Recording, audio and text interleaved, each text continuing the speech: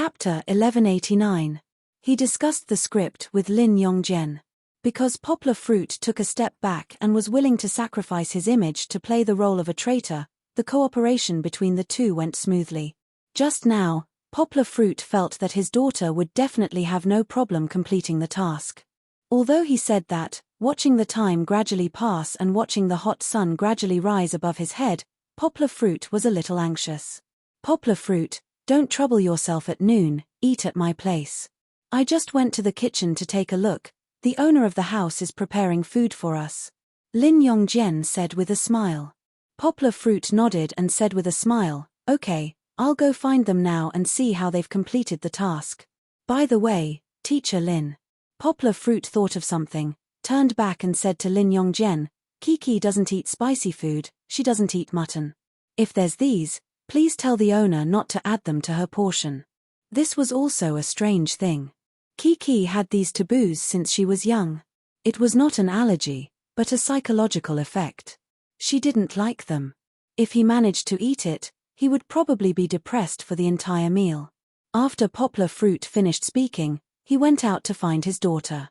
Under the guidance of the program crew, Poplar Fruit quickly found the two children. No, it should be a large group of children. 2 girls and a boy from the village crowded around Da Jun and Chichi. Although they didn't make a ruckus, it felt like their momentum was a little strong. Hey, hello. Poplar Fruit smiled and walked over from afar. Papa, Papa.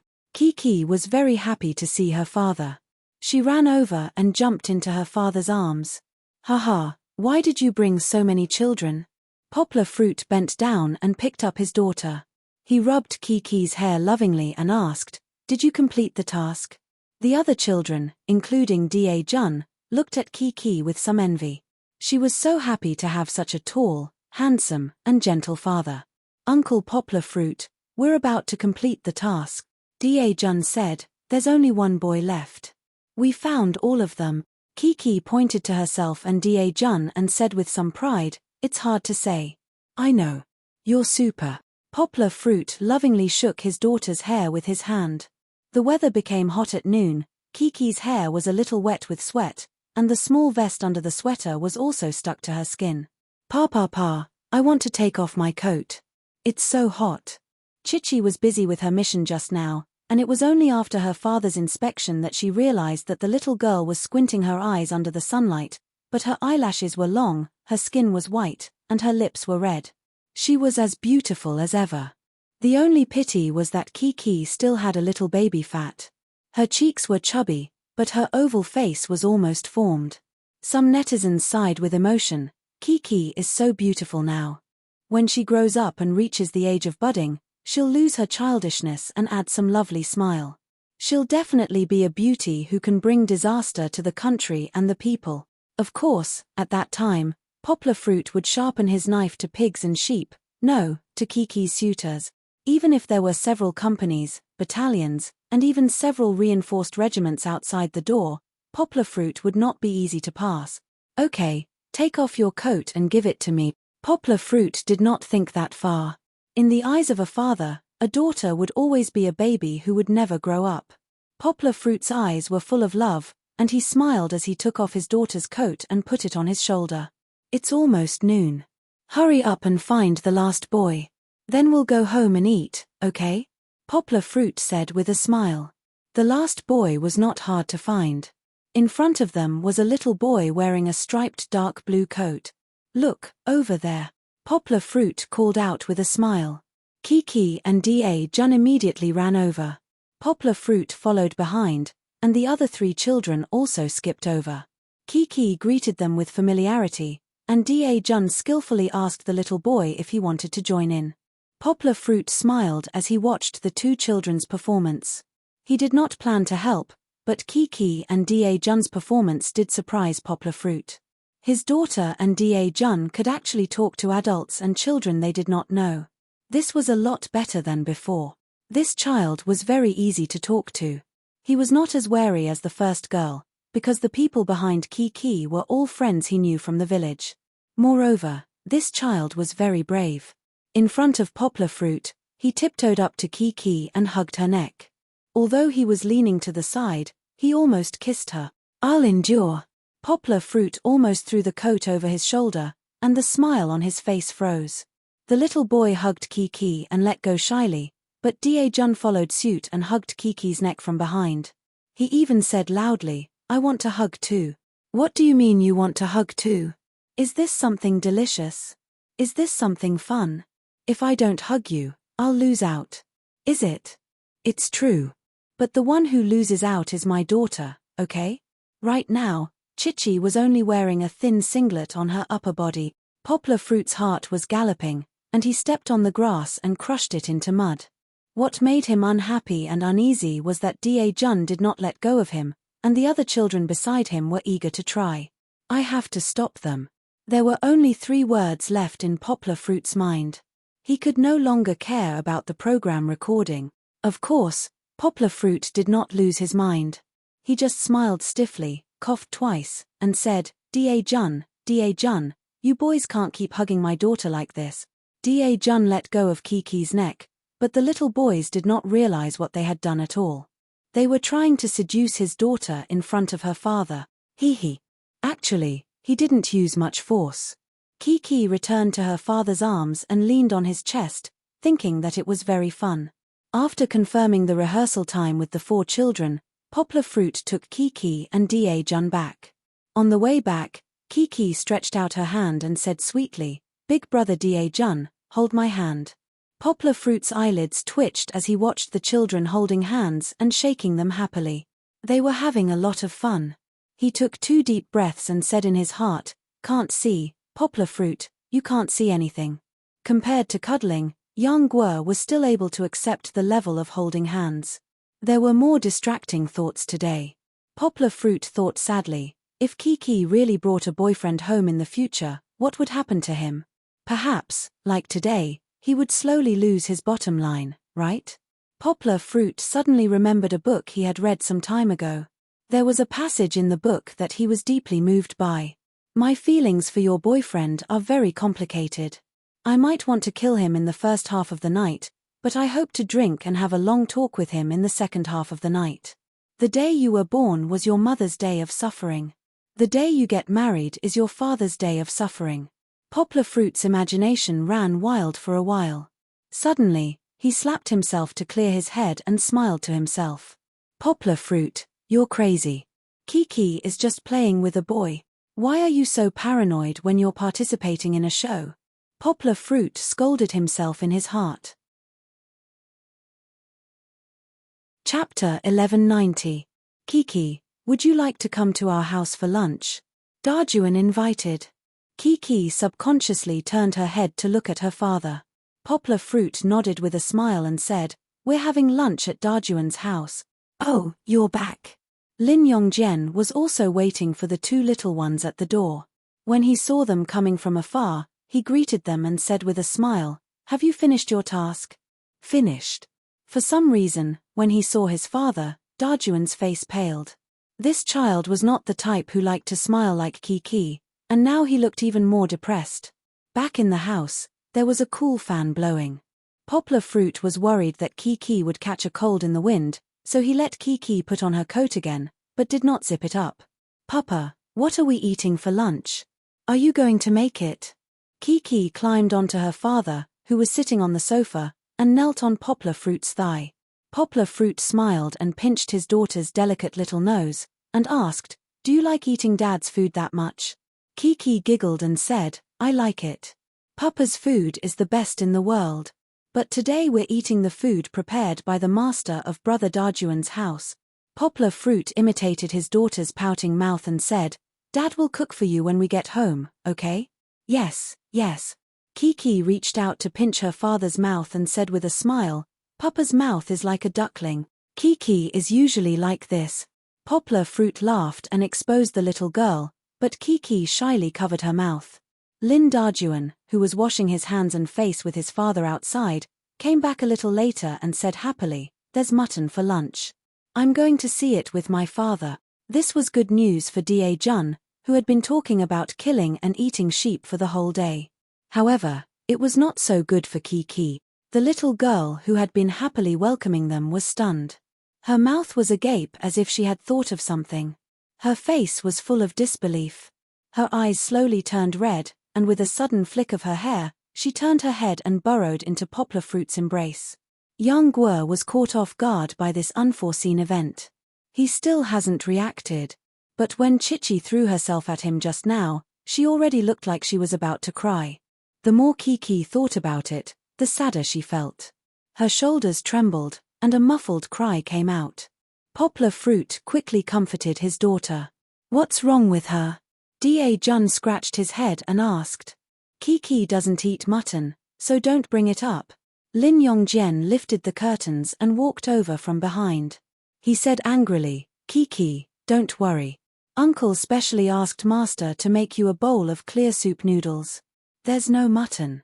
Kiki squeezed into her father's embrace and shook her head vigorously.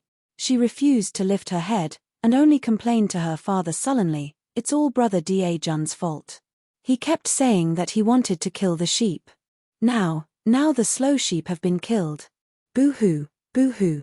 She would not stop others from eating mutton just because she did not want to eat it. But when she thought of the sheep that she had played so happily with in the morning, and in the blink of an eye, they had become hot mutton on the table, Kiki felt her heart ache. It was so painful that she could not breathe.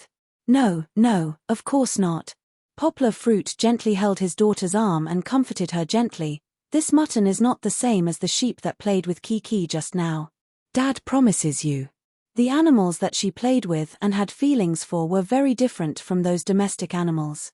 The ones that Kiki missed were the sheep that were obedient in the morning. Poplar Fruit winked at Lin Yongjian. Lin Yongjian nodded knowingly and said, "Yes, Kiki, your dad is right.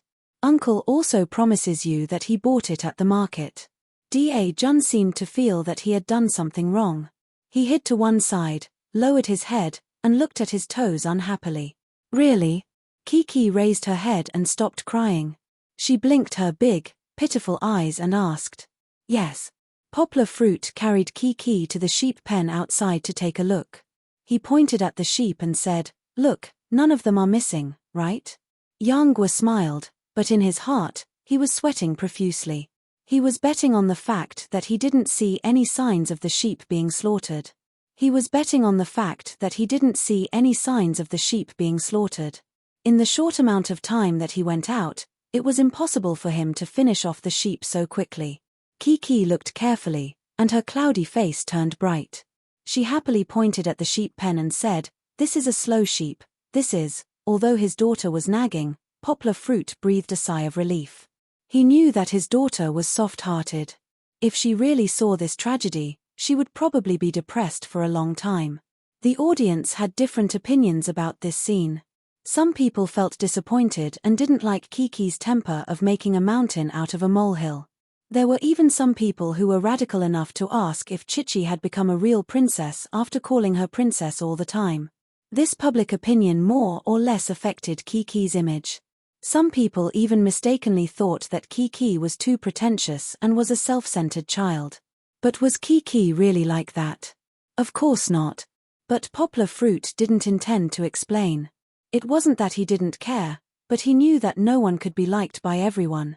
100 people would have 100 Hamlets. How tiring it was to live in other people's thought.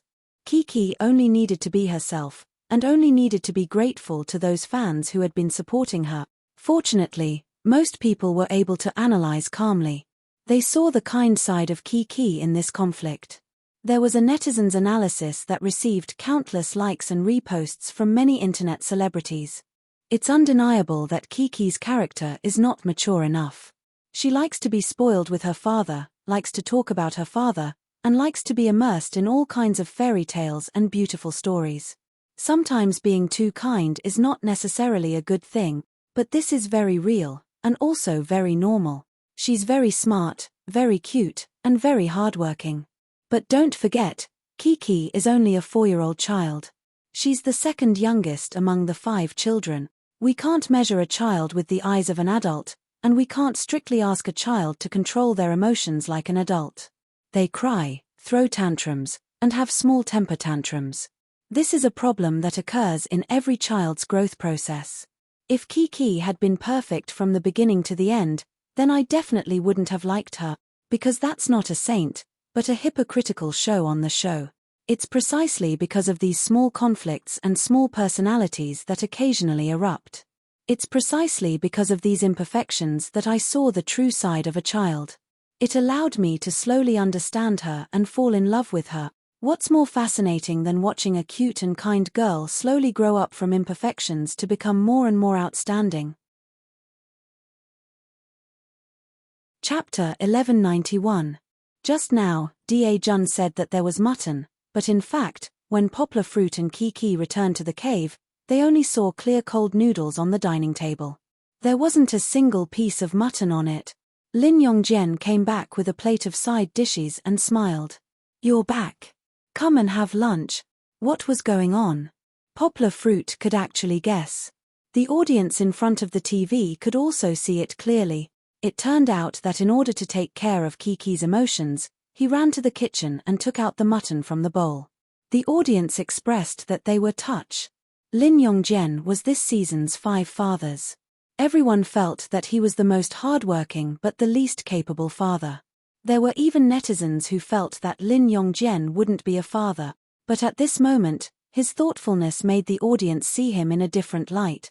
However, Da Jun sat silently by the side with his head lowered. He wasn't in the mood to eat. He had been yearning to eat a mouthful of mutton, but now his dream was shattered.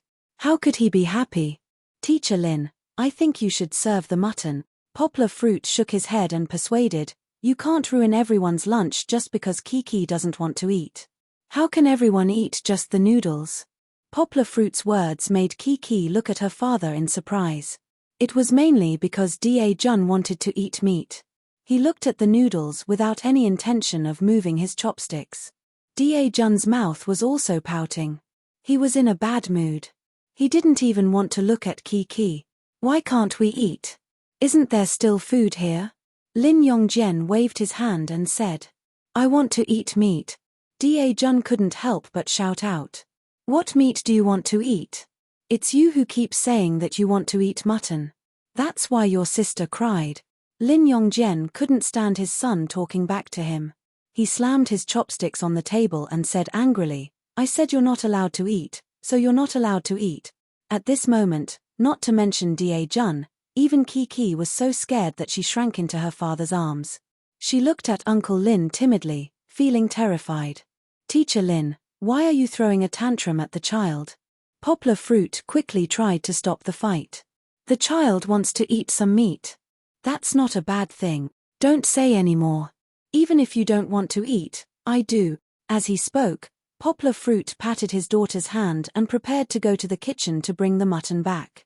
However, Kiki pulled him back and looked at her father with pitiful eyes. She pouted and said nervously, "Papa, can we not eat mutton?" "Little Yang, listen, even the child is unwilling. What are you doing? Kiki will be sad again." Lin Yongjian also stopped him. "Dajuan is the elder brother. He has to set an example. If his sister doesn't want to eat, you have to take care of her. Lin Dajuan, can you hear me?" Da Jun pursed his lips and turned his head away, ignoring his father. When Lin Yongjian saw this, he almost lost his temper again. Fortunately, Poplar Fruit timely interrupted him. "Teacher Lin, this matter shouldn't be settled like this. Wait a moment. Kiki." Poplar Fruit took his daughter's small hands and put them in his palm. He knew that his daughter was still a little sensitive to the word mutton after experiencing emotional turmoil. "Listen to Papa. If it were other children, they might have made a fuss at this moment. I don't want to listen, I don't want to listen." However, Kiki was fine. After her emotions stabilized, she was still willing to listen to her father. "Father taught you a sentence before, do what you don't want to do. What's the next sentence?" Yang Guo asked softly. "Don't do to others what you don't want done to yourself." Kiki lowered her small head. She instantly understood what her father meant, but she still felt a little uncomfortable. "What does it mean?" Poplar Fruit asked. "Isn't this question too difficult for a child?" Lin Yongjian couldn't watch any longer. He said what the audience was thinking. However, they underestimated Kiki's memory. The little girl pouted slightly and muttered, "If you don't like it, don't force it on others. Yes. Poplar Fruit laughed. Think about it. Let's say that I don't like Barbie dolls and Pleasant Goat, and then I force you to not like Barbie dolls and Pleasant Goat. Is this the right way to do it? No. Kiki shook her head. She began to raise her head to look at her father, although her expression was still a little unhappy. Then let's look back at today's matter. You don't want to eat mutton, so you asked everyone to accompany you and not eat mutton. Kiki, do you think this is the right way to do it? Poplar Fruit asked. Kiki shook her head again. This time, she didn't speak. Although she felt that what her father said was right, Kiki was still unhappy in her heart. Not everyone was willing to be a saint. Everyone hoped that they were the center of the world. Everyone revolved around their own will. What's more, a child whose outlook on life and the world had not been completely shaped. If it was just persuasion, it wouldn't be able to achieve Poplar Fruit's expectations. He had to let the little girl voluntarily take a step back. Poplar Fruit laughed and said, "All right, let's not talk about principles. Kiki, you and Big Brother Da Jun are good friends, right?" Yes. Kiki nodded. Then, her eyes met Da Jun's for a moment. Da Jun lowered his head again. Between good friends, shouldn't we understand and help each other? Poplar Fruit asked. Lin Yongjian didn't say anything from the beginning. He carefully watched the way Poplar Fruit and Kiki communicated. Yes. Kiki nodded a little weakly. The little girl's face was red from the heat, and her mouth was slightly pouted. She looked pitiful and cute. If that's the case, then let's be more tolerant. Don't make good friends unhappy, okay? Poplar Fruit laughed and said, "Look, Big Brother Da Jun isn't eating well and is in a bad mood. He definitely won't have the energy to play with Kiki in the afternoon. No, I should be the one giving in to little sister Kiki." Da Jun suddenly raised his head. His gloominess was swept away. He grabbed the chopsticks with his right hand and pulled up the noodles. Then, he giggled ambiguously and said, "Kiki, look, I can eat." Lin Yongjian was shocked. It was really the first time he saw such a sensible side of his stubborn son. Kiki was also surprised. Because Da Jun suddenly showed a tolerant attitude, Kiki, who was still conflicted about whether to listen to her father, didn't know how to respond. Her two hands unconsciously grabbed her father's fingers. She even raised her head to look at her father, wanting him to give her some ideas. Poplar Fruit looked at his daughter with a smile. His eyes were full of encouragement, but he didn't say a word of guidance. He let her think and make a choice for herself. "Papa, then you bring the mutton over to Big Brother Da Jun." Kiki got the power of the heart from her father. She jumped down and returned to her seat. She giggled with Da Jun, but said in a relaxed and happy manner, "We're good friends. Good friends should think of each other." Chapter 1192. Kiki, what do you want to wear? At noon, after waking up, there was a call from Poplar Fruit's cave. Hee hee, hee hee. A furry little head popped out of the quilt, and her iconic big eyes looked at her father with an unconcealable smile.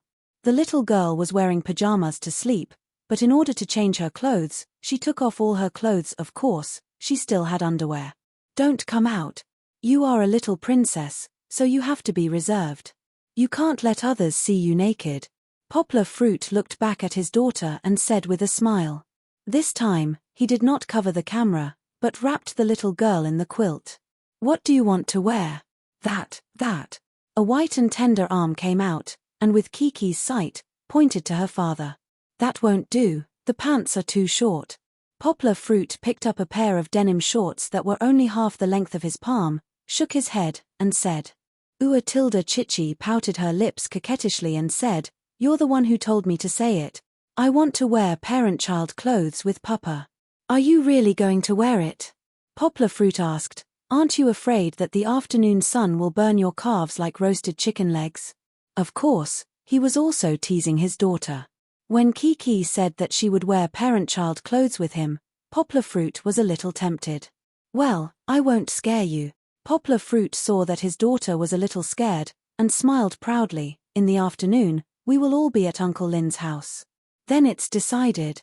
Let's change to this in the afternoon." Although it was parent-child clothes, in fact, it was just a panda t-shirt of the same style, and Kiki also had a sky blue zipper shirt. On one hand, it was for the sun, and on the other hand, she was worried that it would be cold in the evening. The pants were different. Kiki wore denim shorts with fringes, and Poplar Fruit wore denim shorts that just reached his knees, which could be regarded as a similar parent-child outfit. However, when she actually appeared, the audience was stunned. Perhaps it was because the production team had deliberately edited a segment that was quite similar to a model's appearance. Some of them were even drooling.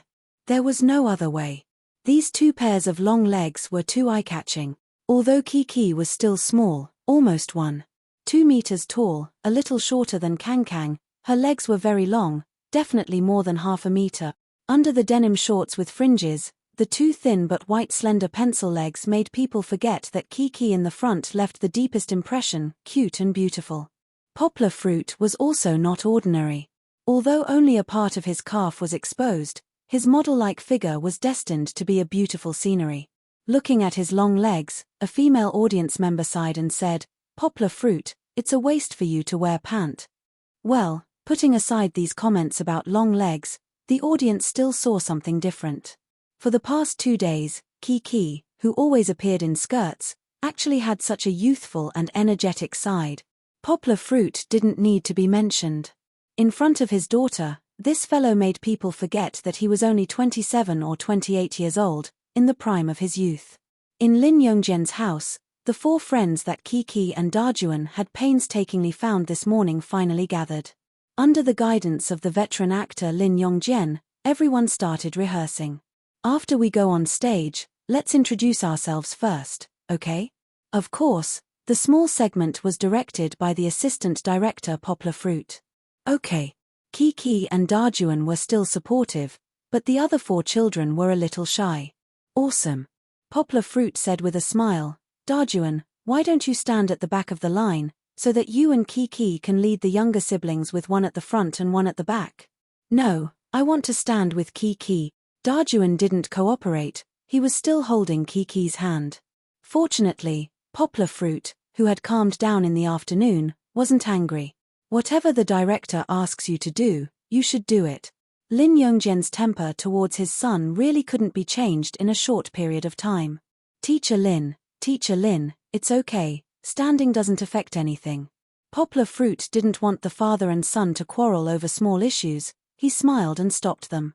"Then let's start now, okay?"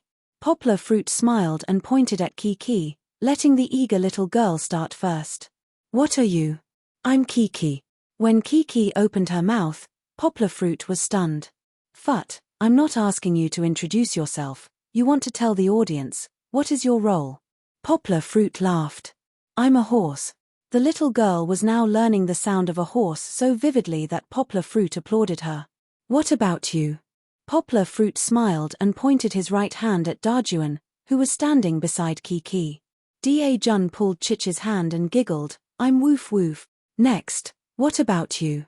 Poplar Fruit continued to ask. Maybe it was Poplar Fruit's spring wind and rain smile that made them not afraid, or maybe it was Kiki and Dajuan who led them. The few villagers bravely introduced themselves. There were also some who didn't do well, but after 2 rounds of guidance, they were able to cooperate well. Lin Yongjian wasn't as optimistic as Yang Guo. He was worried that these children would be so nervous that they wouldn't be able to speak once they went on stage. After acting for more than 10 years, this was the first time that he had children as the main characters in a play. Teacher Lin, Poplar Fruit woke Lin Yongjian up and smiled, "It's your turn to teach the children how to sing. Children, everyone stand up and start singing." Hearing Poplar Fruit's instructions, the few children stood up. Poplar Fruit was most satisfied with Kiki's performance, because the little girl was the first to stand up, and she looked very happy. This kind of dedication was great. "Okay." Lin Yongjian perked up and began to sing, "In the first month, it's the spring, just in time to catch the pigs and sheep out of the house." As soon as the song came out, the children stared intently. Of course, this didn't include Dajuan. His eyes rolled around, looking at the expressions of the other children, and the corners of his mouth curled up slightly. He was quite proud of his father. "Pigs, sheep, where are they sent to?" to our relatives, Baya Lu. Needless to say, Teacher Lin's singing of this kind of red song had a special flavor. Although Poplar Fruit remembered that this song was sung by a female singer, Teacher Lin could still sing this kind of mellow tune. It's so good, isn't it? Poplar Fruit smiled and clapped. Yes. The children also clapped hard, making Lin Yongjian's tense face smile a little. According to Poplar Fruit and Lin Yongjian's plan in the morning, the children would sing a few lines of this song, and then Lin Yongjian would sing the rest. Why didn't they let Poplar Fruit sing? Chapter 1193. That's right.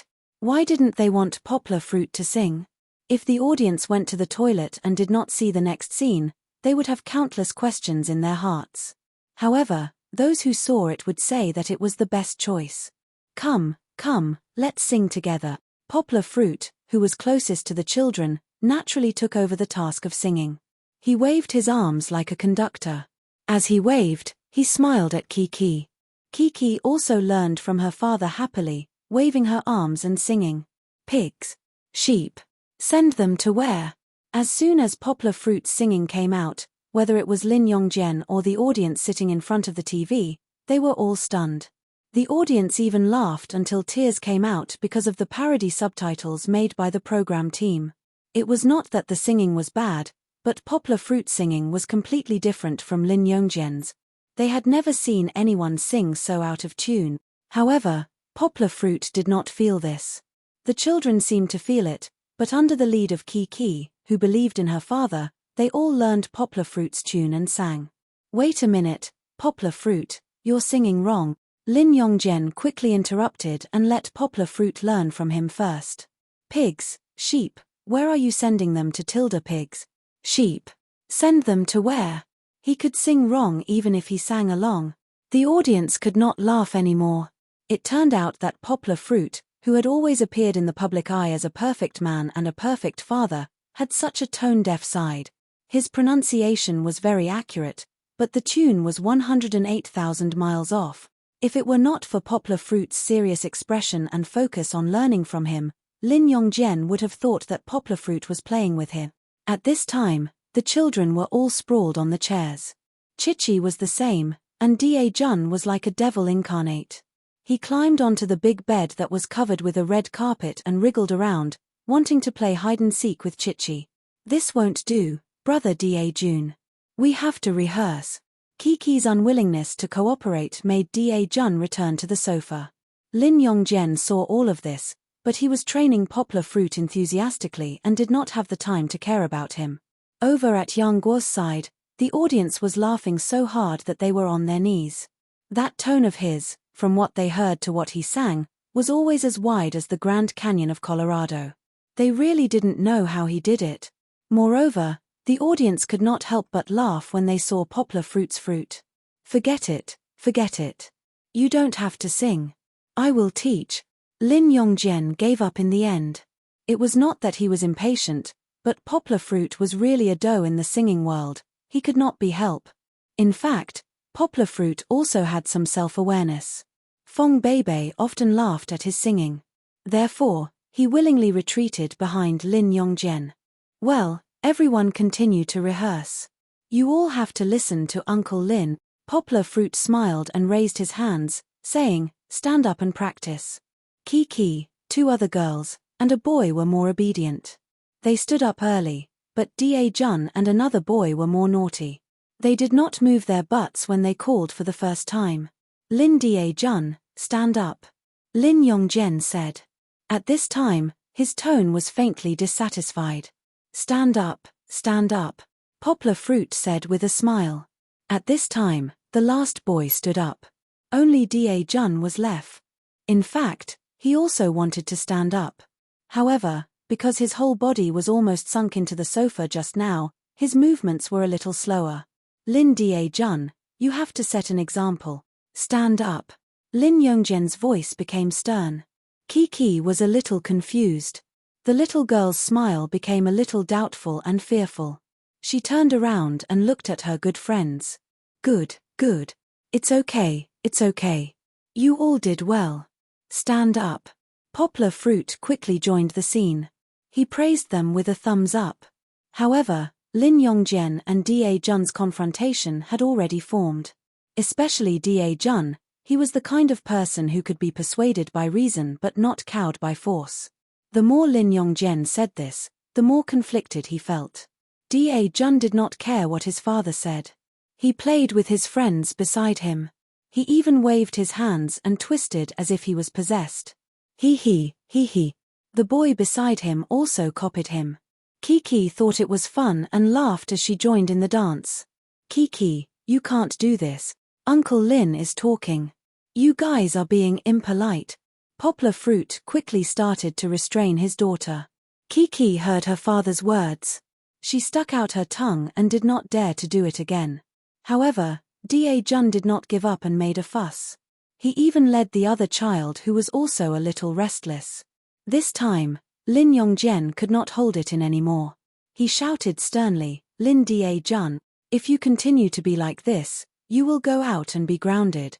Let me tell you, we will perform tonight. You don't want to perform, right? If you don't want to perform, then don't perform, don't make trouble here.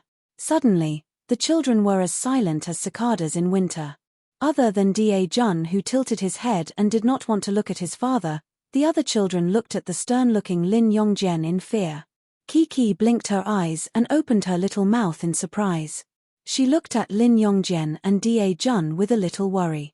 She was in the middle of the 2 barrels of gunpowder. Instead of fear, she was puzzled and worried. She was puzzled as to why Uncle Lin was so angry.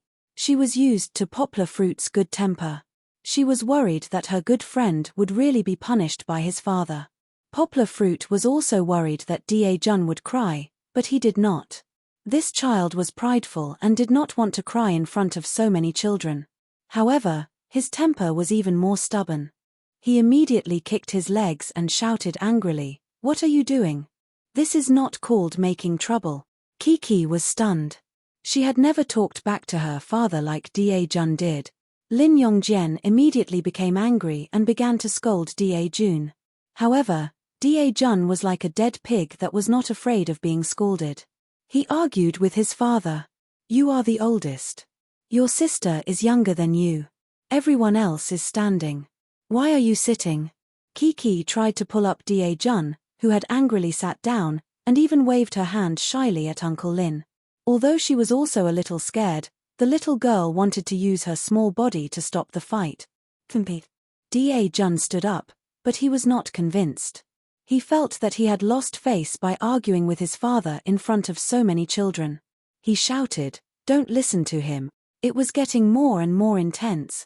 Poplar Fruit wondered if he should say a few words. Although it was Lin Yongjian who was scolding his son, Poplar Fruit felt that it was not appropriate for him to speak. Why didn't you listen to me? Lin Yongjian saw that his son was being so insensible and was angry. We rehearsed. This is a very serious matter. Are you the devil? Da Jun retorted. This sentence was very overboard for a son like him. Poplar Fruit felt that the excuse of being young could not cover up his mistake. I am your father. Lin Yongjian shouted angrily. Oh. Da Jun did not know what to say. Da Jun, let's calm down first, okay? Poplar Fruit still joined in. He squatted down, pressed on Da Jun's shoulder and said, no matter who is right and who is wrong, we can't talk to Dad like this, right? The irritation in Lin Yongjian's heart had already exploded when his son said, Are you the devil? He felt like his head was going to explode. He waved his hand and said, Xiao Yang, you rehearse with them. After that, he walked out angrily. Chapter 1194. Lin Yongjian threw open the curtain and left. Poplar Fruit was stunned for a long time. When he came back to his senses, he saw that Da Jun was also looking at the direction his father left in a daze. It means that this child has a good heart. Poplar Fruit secretly said in his heart. But perhaps because he felt Poplar Fruit's gaze, Da Jun turned his head and looked in another direction. He still cared about his face. Brother Da Jun, get up. My papa will take us to practice. Kiki pulled her little friend. There was no time for rehearsal now. Poplar Fruit couldn't let the situation between father and son continue. Otherwise, even if they rehearsed well, without Lin Yongjian, tonight's party would be in vain. He clapped his hands to attract everyone's attention. He smiled and said, "Well, children, sit down first. Kiki, sit down too." Several villagers who were silent like cicadas in winter quickly sat down. Kiki received her father's order and obediently sat beside her good friend, Brother Da-jun. "Before we continue rehearsing, let's chat for a while, okay?" Poplar Fruit smiled, but his eyes looked at Da-jun and said, "Da-jun, okay?" Da-jun was not in a good mood and nodded reluctantly. "Everyone should know what I'm going to say." Yanghua smiled faintly and deliberately looked at Chichi. The little girl felt the heavy atmosphere at this time and sat upright. However, from time to time, she would raise Qibang's little head and sneak a peek. Thus, her eyes met with her father's and she quickly sat upright. Poplar Fruit was happy in his heart, but he didn't stop talking. "But, I don't want to criticize Da-jun. Just now, Uncle saw that Da-jun's father was indeed a little anxious and then caused a conflict. So, I think, in this matter, Da-jun's father is indeed responsible." Da-jun looked at Poplar Fruit in surprise. "Later, I'll talk to Da-jun's father. He's an adult now, so he'll definitely be able to recognize his own shortcomings." Poplar Fruit saw that Da-jun's mood seemed to have improved a little. He continued in a gentler voice, "Then, Da-jun, do you know why your father is so anxious about you?" Da-jun lowered his head and remained silent for a long time. Poplar Fruit was about to speak on his behalf when Da-jun suddenly whispered, "Because he loves me." Poplar Fruit opened his mouth. This was indeed the answer he wanted to express in his heart, but he did not expect Da-jun to say it out loud. This child was actually quite sensible. Poplar Fruit now had a whole new level of respect for him. Yeah. All parents in the world are the same. If your father scolded you, or even taught you a lesson, Poplar Fruit didn't use the word beat. In fact, they all love you in their hearts. They are doing this for your own good. Kiki, don't you think so? Yes. Kiki nodded obediently. Of course, the way your father loves you is a little inappropriate. If he's too anxious, it will cause the opposite effect. Da-jun, you don't want your father to be like this, right? Poplar Fruit asked. Da-jun nodded and didn't say anything. Although he didn't say anything, Da-jun was indeed not like before. He was like an angry bird that was about to explode at any time. But, let's get back to the topic. Poplar Fruit struck while the iron was hot. Just now, your father ran out like that. Did you do something wrong, Da-jun? Da-jun lowered his head and didn't say anything. You talked back to your father. When he was scolding you, not only did you not listen to your father, you made him even angrier, right? Poplar Fruit didn't wait for Da-jun to answer. Instead, he jumped away from him. Kiki, tell me, is it wrong to talk back to your father? Kiki nodded gently and said, "Yes." "Then why shouldn't you?" Poplar Fruit wanted to explain the reason. Because Papa is Papa," Kiki said an inexplicable but correct answer after careful consideration. Poplar Fruit snapped his fingers and gathered the children's attention again. He smiled and said, "Yes, your father is an elder. In China, we pay attention to respecting the old and loving the young. We have to respect our elders. Of course, I don't mean that we shouldn't talk back when we meet bad people. What I mean is that we should respect the elders who are good to you and care about you. If you don't know how to respect your elders, they will be very sad." Just like Da-jun's father just now. He loved Da-jun so much, but when he found out that Da-jun didn't love him, he left sadly. Poplar Fruit spread his hands. When he said that, his tone wasn't very serious. It sounded like he was talking to Kiki about an insignificant matter. But these words, in Da-jun's ears, were exceptionally harsh. "I love him. I love my father," Da-jun retorted loudly. In fact, Lin Yongjian didn't go far at the door. He heard every word his son said. The camera was pointed at his face. The audience couldn't help but feel a little moved. This ugly man was wiping the tears from the corner of his eyes. He didn't continue to listen. Instead, he walked to the other corner of the yard, sat on the millstone, and sighed. Just now, his mood might have been gloomy, but now, he was actually a little annoyed.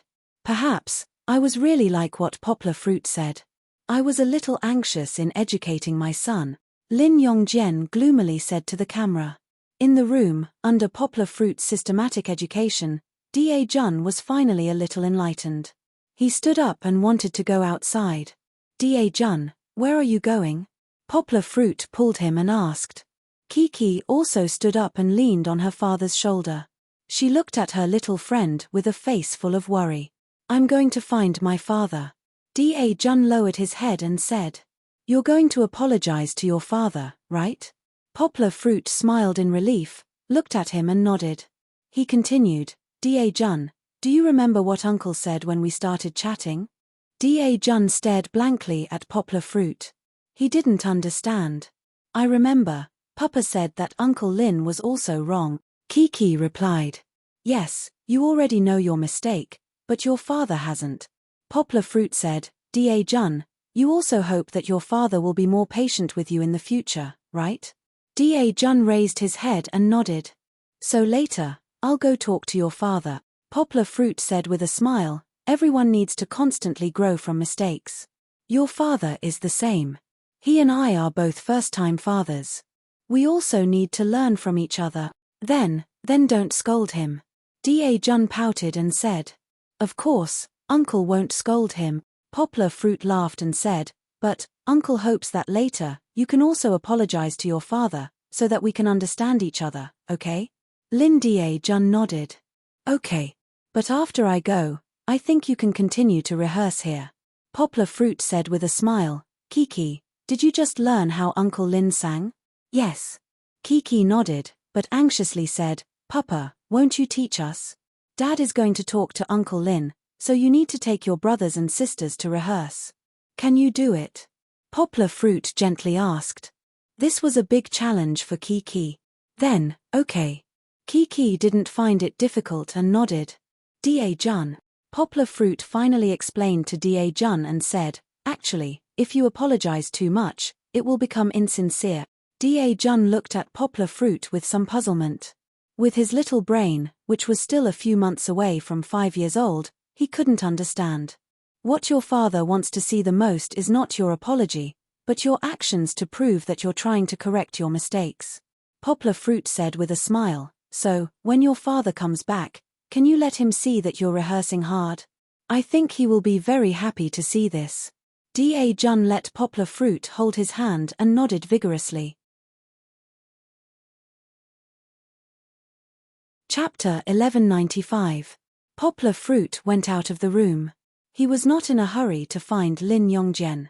Like Lin Yongjian, he eavesdropped at the door for a while.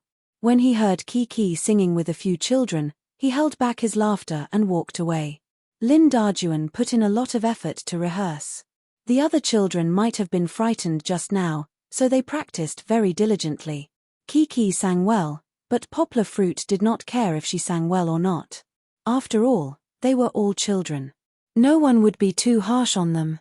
The scene of him and Lin Yongjian chatting privately was not added in the end because the content of the conversation overlapped with the scene in the room. But the ending was good. After returning to the room, Lin Yongjian and his son talked. Everyone saw Lin Yongjian admit his mistake and Da Jun correct himself. They also saw the gratified smile on Lin Yongjian's face. In the beginning, there was an interview video. When Lin Yongjian said that he and Poplar Fruit discussed the way to educate children, he was actually referring to this. Near the evening, the children's rehearsal came to an end. Poplar Fruit asked them to take a break, especially the other 4 extras. If they wanted to continue playing, they could stay. They could also go back to eat and change clothes. I'll take you up to see. You can go up to the roof from here, a villager said. And so, Chichi and Da Jun, who had completely recovered their spirits, held hands as they climbed up a narrow flight of stairs that led to a small breakthrough. Poplar Fruit was worried that they would fall, so he followed behind them. Indeed, they could go up to the roof. And the higher they stood, the wider their field of vision. They could see the ups and downs of the mountains, the sparse green plants, and the rising smoke. Their mood suddenly became much better. After playing around, Poplar Fruit held his daughter on top of his head and made her taller. However, Poplar Fruit was caught in a trap of his own making. After he put Kiki down, Da-Jun also wanted to ride the big horse. When Da-Jun was done, the children also wanted to play. The cycle continued until Poplar Fruit saw a car stop in the distance. He saw Xian Xian and his father come out. Xian Xian is back. Poplar Fruit smiled. Kiki, shall we go down to welcome little brother Xian Xian? Okay. Kiki nodded happily. At that moment, Da-Jun felt an inexplicable sense of crisis. He followed Poplar Fruit down and wanted to pull Kiki back to the roof. Kiki, let's continue playing up there, okay? I'm not going. Kiki pulled her father's hand and avoided Brother Da-Jun. She shook her head and said, no matter how beautiful the scenery was, one would get tired of it after looking at it for so long. While Da-Jun was at a loss, Xian Xian on the other side was also at a loss. I decided to keep this scene because Xian Xian did a great job. In the original version, Xian Xian's bashful appearance was super likable. Look, sister is over there. Go. Zhu Shimin whispered to his son and asked him to bring a white thing to Kiki. However, Xian Xian took a few steps forward and hesitantly returned to his father's side. Go. Zhu Shimin was anxious for his son. Although it was just a small spark between children, Xian Xian couldn't be so cowardly. No, you. Little Chuangshuan was even more anxious. He pulled his father's hand and said anxiously, no, you come with me, go by yourself. Zhu Shimin looked at the surrounding staff members who were covering their mouths and laughing. He felt a little embarrassed. He was like a father who was secretly anxious for his son to not be able to pursue a girl. The scene was indeed a little comical. However, there was more of a flow of pink. The atmosphere became a little warm and sweet. Many staff members were secretly cheering for little Chuangshuan. Poplar Fruit naturally also saw the wedding dress in Xian Xian's hands. His heart was moved, but he didn't say anything. He only held his daughter's hand and smiled slightly. They were both children who weren't even 5 years old. Why think so much? Two innocent young children. Perhaps when they thought about this in the future, it would be very beautiful too. You want to give it to her yourself. Zhu Shimin held back his laughter, afraid that it would make his son even more embarrassed. He encouraged, you want to give it to her yourself. Go, go, go. Thus, little Chuangshuan mustered up his courage and hugged the wedding dress and ran forward. In the end, he didn't even run 10 meters before his courage was exhausted. As if he was pulled by a spring, little Chuangshuan turned around and ran back. Why did you come back? Zhu Shimin asked in disappointment. Let's go together, just once. Xian Xian begged in a childish voice. Zhu Shimin encouraged his son again. He even pointed at Kiki, who was standing gracefully beside his father, and encouraged Xian Xian to go by himself like a brother. However, Xian Xian didn't have the courage. In the end, Zhu Shimin still had to accompany him. He helplessly smiled bitterly. To be honest, Zhu Shimin didn't want to go either. Why? Because that girl's father was standing beside her. Even if he was the boxing champion, Zhu Shimin didn't want his son to be friendly with someone else's daughter in front of him. However, Xian Xian didn't live up to expectations. What could he do? Fortunately, with his father's company, Xian Xian's fearful appearance was swept away. A confident smile appeared on his chubby face, and his steps became more energetic. When they reached the front, Zhu Shimin let his son go by himself. He quietly took a step back and left the stage to his son. Xian Xian walked forward. His eyes were filled with the young lady who was leaning on his father. Although the little missy was no longer wearing a princess dress, her youthful and energetic appearance made it seem as if a princess had shed her wealth and grace, a fairy had shed her celestial arrogance, and an angel had shed her wings that didn't belong to the mortal world. She seemed to be just an ordinary girl with a face that could outshine the moon and flowers. She seemed to have a delicate and refined temperament. It seemed to make people's hearts beat faster. Kiki didn't know why, but at that moment, she also became shy. She didn't play as close to Xian Xian as before. Instead, she shyly held her father's hand and only greeted him slightly, "Brother Xian Xian." Kiki's shy smile could be said to be the most memorable scene in the second episode. Poplar Fruit didn't notice that his daughter's smile made the intoxicating sunset between heaven and earth lose its color. The vast mountainous landscape of the Lurs Plateau also lost its magnificence. In Xian Xian's eyes, the only thing left in the world was the white flower in front of him swaying in the wind. The background of Kiki's t-shirt was white. That was the most beautiful smile he had seen in his entire life, more than 3 years. Little chubby Xian was mesmerized and forgot what he wanted to say. Kiki, look, what is brother Xian Xian holding? Poplar Fruit said with a smile. A princess dress. Kiki bit her lower lip and said shyly in a small voice. After saying that, she hid behind her father again. Only half of her body was exposed. She couldn't take her eyes off the princess dress. I like it so much. Kiki's eyes were sparkling. To put it simply, yesterday the book friend fake monk used brother Qingyang to say that the book was about to end. It was indeed about to end, but not so soon. A while ago, there were book friends who complained that Xiao Han was being lame again. Xiao Han really didn't want to be lame because the book's results weren't ideal. If it could be finished, Xiao Han would have finished it long ago. But from the looks of the plot, there were still many episodes before it was finished.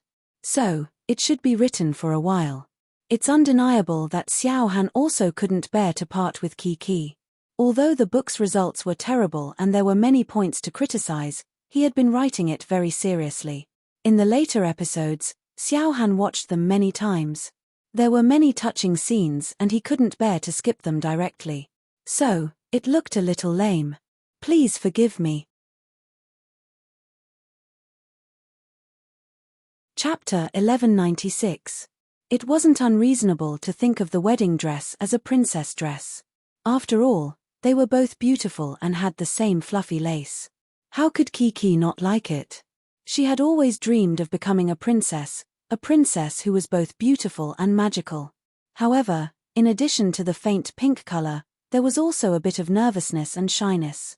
The two children were too embarrassed to speak. Xian Xian, how did you get such a beautiful dress? Is your mission today to act as a princess? Poplar Fruit asked with a smile. He spoke to ease the atmosphere. Xian Xian's fashionable curly hair made many villagers think that he was a girl. No, no. Xian Xian hugged the dress and quickly shook his head. His voice became smaller and smaller because of shyness. I gave it to my sister. Wow. Kiki, look. Xian Xian brother wants to give you a princess dress. Poplar Fruit pulled his daughter's hand and pulled the shy girl up. He then squatted down and laughed a little exaggeratedly. Xian Xian, you're so awesome. You bought a princess dress for your sister? Kiki blushed and smiled a little shyly. She pulled her father's hand and jumped. She stretched out her small arm to cover her father's mouth. She felt that her father was too direct. How could you expose someone's gift so directly? Xian Xian brother will be shy. Xian Xian looked at Kiki with some envy and love. She was not like him, chubby. She had long arms and legs and could jump very high. Her light figure was like a cute little deer, bumping into his heart. We went to a very, very far place. Xian Xian said in a childish voice. His hoarse voice, how interesting was it to listen to at this moment? Unfortunately, although he had mustered up the courage to say it, he still didn't catch the main point. Kiki, listen. Poplar Fruit smiled and hugged Kiki, who was moving around shyly, in his arms. He let her lean on his chest and said to chubby Xian, Xian Xian said that he went to a very, very far place to buy you this beautiful dress. Unfortunately, Xian Xian didn't give any details. Zhu Shimin, who was worried about him, had no choice but to step forward and say, we went a long way today to buy a wedding dress for Grandma. Kiki's mouth was slightly open as she leaned into her father's arms. It was as if she was listening to an adventure story. But through his efforts, he specifically asked the boss if you could give me a dress. Zhu Shimin made a long story short. But Poplar Fruit saw little chubby Xian smiling foolishly. This child was really a little cute. Regardless of whether he had the help of an adult or not, it was already very good that he could do this at the age of 3. I want to give it to my favorite sister. Zhu Shimin directly confessed on behalf of his son. After he finished, He lowered his head and muttered to his son, "Dad said it for you, but this is all I can help you with." However, looking at little chubby Shen holding the dress and smiling foolishly, he probably didn't hear what his father whispered to him. The audience could see that little chubby Shen wanted to be reserved, but he couldn't help but break into a childish smile. It was really good. At this time, little chubby Shen became the darling of the audience, especially the big sister audience. I really want to hug him and pinch his little chubby face. He's so cute. Ayo. Poplar Fruit was also a little moved by little chubby Shen. He smiled and nudged his daughter, saying, "Kiki, did you hear that?" She heard it. Kiki hugged her father's arm and smiled shyly. She didn't say anything, but her emotions were written all over her face. Little chubby Shen fidgeted for a while before asking softly, "Do you like it?" When he asked, he was still a little nervous. Although he couldn't help but smile, he still secretly glanced at Kiki, who was more beautiful than a flower, through the dress. He felt a little uneasy. "I like it." Kiki also replied softly. Looking at the dress in little chubby Shen's hands, her eyes were smiling like two crescent moons. She nodded slightly. The little girl didn't dare to look at the teasing faces of her father and the other uncles. Little chubby Shen was so happy that he couldn't help but smile. He stuck out his tongue cutely, as if he was still a little scared from the nervousness just now. Then, he felt that it wasn't good to be too happy, so he secretly looked at the camera. His little rabbit teeth bit his lower lip and then loosened, but the smile on his face couldn't hide the joy in his heart. Looking at his helpless expression, many of the audience members were reminded of their own first love.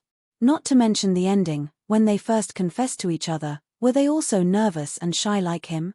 After they succeeded, did they also want to hold back their laughter? They were still children. Little chubby Shen's performance convinced more and more of the audience. At this time, although Da Jun didn't want to be left out, Kiki and little chubby Shen, as well as the two fathers, seemed to have formed a small world. Da Jun couldn't disturb this warm moment. "Come, let's take a look first. Let's take a look first, okay?" Poplar Fruit took the dress from little chubby Shen's hands and opened it for Kiki to see. Without the dress to hug, little chubby Shen was so nervous that he didn't know where to put his hands. He could only unconsciously shake his arms and smile foolishly. The dress was spaghetti straps. It was indeed a wedding dress. But on Kiki, it would definitely be a beautiful princess dress. "This is little chubby Shen's gift to you. Kiki, don't you think it's beautiful?" Poplar Fruit asked with a smile. "Beautiful." Kiki nodded and replied softly. At this moment, the little girl also became reserved. She didn't know if it was because she felt like she had to look like a princess in front of the dress or because she was very shy right now. Kiki's gaze didn't leave the dress in her father's hands. She reached out and touched it, then Poplar Fruit let her take it. "Kiki, what do you want to say to little chubby Shen?" Poplar Fruit reminded with a smile. She couldn't just look at it. She left little chubby Shen hanging to the side. "Thank you," Kiki said softly. It was as if this word of gratitude was the best reward that the princess could give to the knight. Little chubby Shen instantly laughed. His laugh was so heartless and so satisfied. As if his whole body was filled with energy, little chubby Shen cried out and bent down to pick up the dress that was about to touch the ground. Just like yesterday, little chubby Shen wanted to help Princess Sister lift the dress. "He's really good. Really." Poplar Fruit and Camera both gave a thumbs up. Although a father would always see his daughter's followers as his enemy, at this moment, Poplar Fruit couldn't help but praise him. Of course, everything was built on the basis that the two were innocent. If he really wanted to pursue his daughter, Poplar Fruit would still have a dark face and pick up a broom to chase him away. "Hey, come up." Little chubby Shen was so excited that he covered Princess Sister's face with the dress. Ha ha, ha ha. Chichi, on the other hand, wasn't unhappy. Instead, she was happy and giggled as she gave little brother Shenshen a big hug through her dress. "Do you want me to wear it?" The little girl's voice was as pleasant as a silver bell. Ha ha, ha ha. Little chubby Shen was embarrassed. "I really like this scene. After watching it a few times, I realized that I really like little chubby Shen. Previously, Xiao Han thought that the best boy in Little Chubby Xian was Boss Kang and Nuo Yi. However, looking back at this scene carefully, I can't help but give Little Chubby Xian a thumbs up. So Xiao Han kept this plot. Will everyone like it? Also, Xiao Han is very conflicted about Nuo Yi. Everyone can see that he doesn't appear much. It's not that he doesn't like Nuo Yi. Nuo Yi is a very good child. If it wasn't for Xiao Han creating the character of Qi, Xiao Han would definitely like him very much. But there's no other way. Seeing him being so close to Xia Tian in the later parts of the show, the two of them acting like childhood sweethearts, and thinking about how he might be involved in this later, he couldn't feel happy. As mentioned in a book, for a father, marrying off his daughter is a very perverted thing. Xiao Han wrote Qi as his own daughter. So, the little boy she likes, MPH, is destined to be Xiao Han's enemy. Happy smiley of course, the book won't continue like this. Everyone, don't worry. Xiao Han will try his best to coordinate the relationship between Qi and her friends, including Nuo Yi. Chapter 1197. Poplar Fruit brought Qi home to change into the princess dress. Poplar Fruit only asked his daughter to take off her t-shirt and change into a more comfortable vest before putting on the beautiful wedding dress. I haven't even bought a wedding dress for Bebe yet. She already has a boy buying a wedding dress for her. Poplar Fruit said sourly to the photographer as he watched his daughter happily admiring herself in front of the mirror. Come, Qi, put on your coat. It's cold at night, don't catch a cold. Poplar Fruit patted the sling wedding dress, leaving Qi's smooth shoulders exposed to the air. She didn't have much flesh, but she couldn't let a boy see it. On the other side, Zhu Shimin was caught by Lin Yongjian. According to the final script that Poplar Fruit and Lin Yongjian discussed in the morning, Zhu Shimin would be in this performance. After a simple dinner, Poplar Fruit was worried that Qi would be hungry, so he made her a bottle of warm milk to drink. Then he held Qi's hand and went to the big square at the entrance of the village. The stage for the performance had already been set up. Although the sky was dark, the warm light shone on the stage, reflecting the simple smiling faces of the villagers below the stage.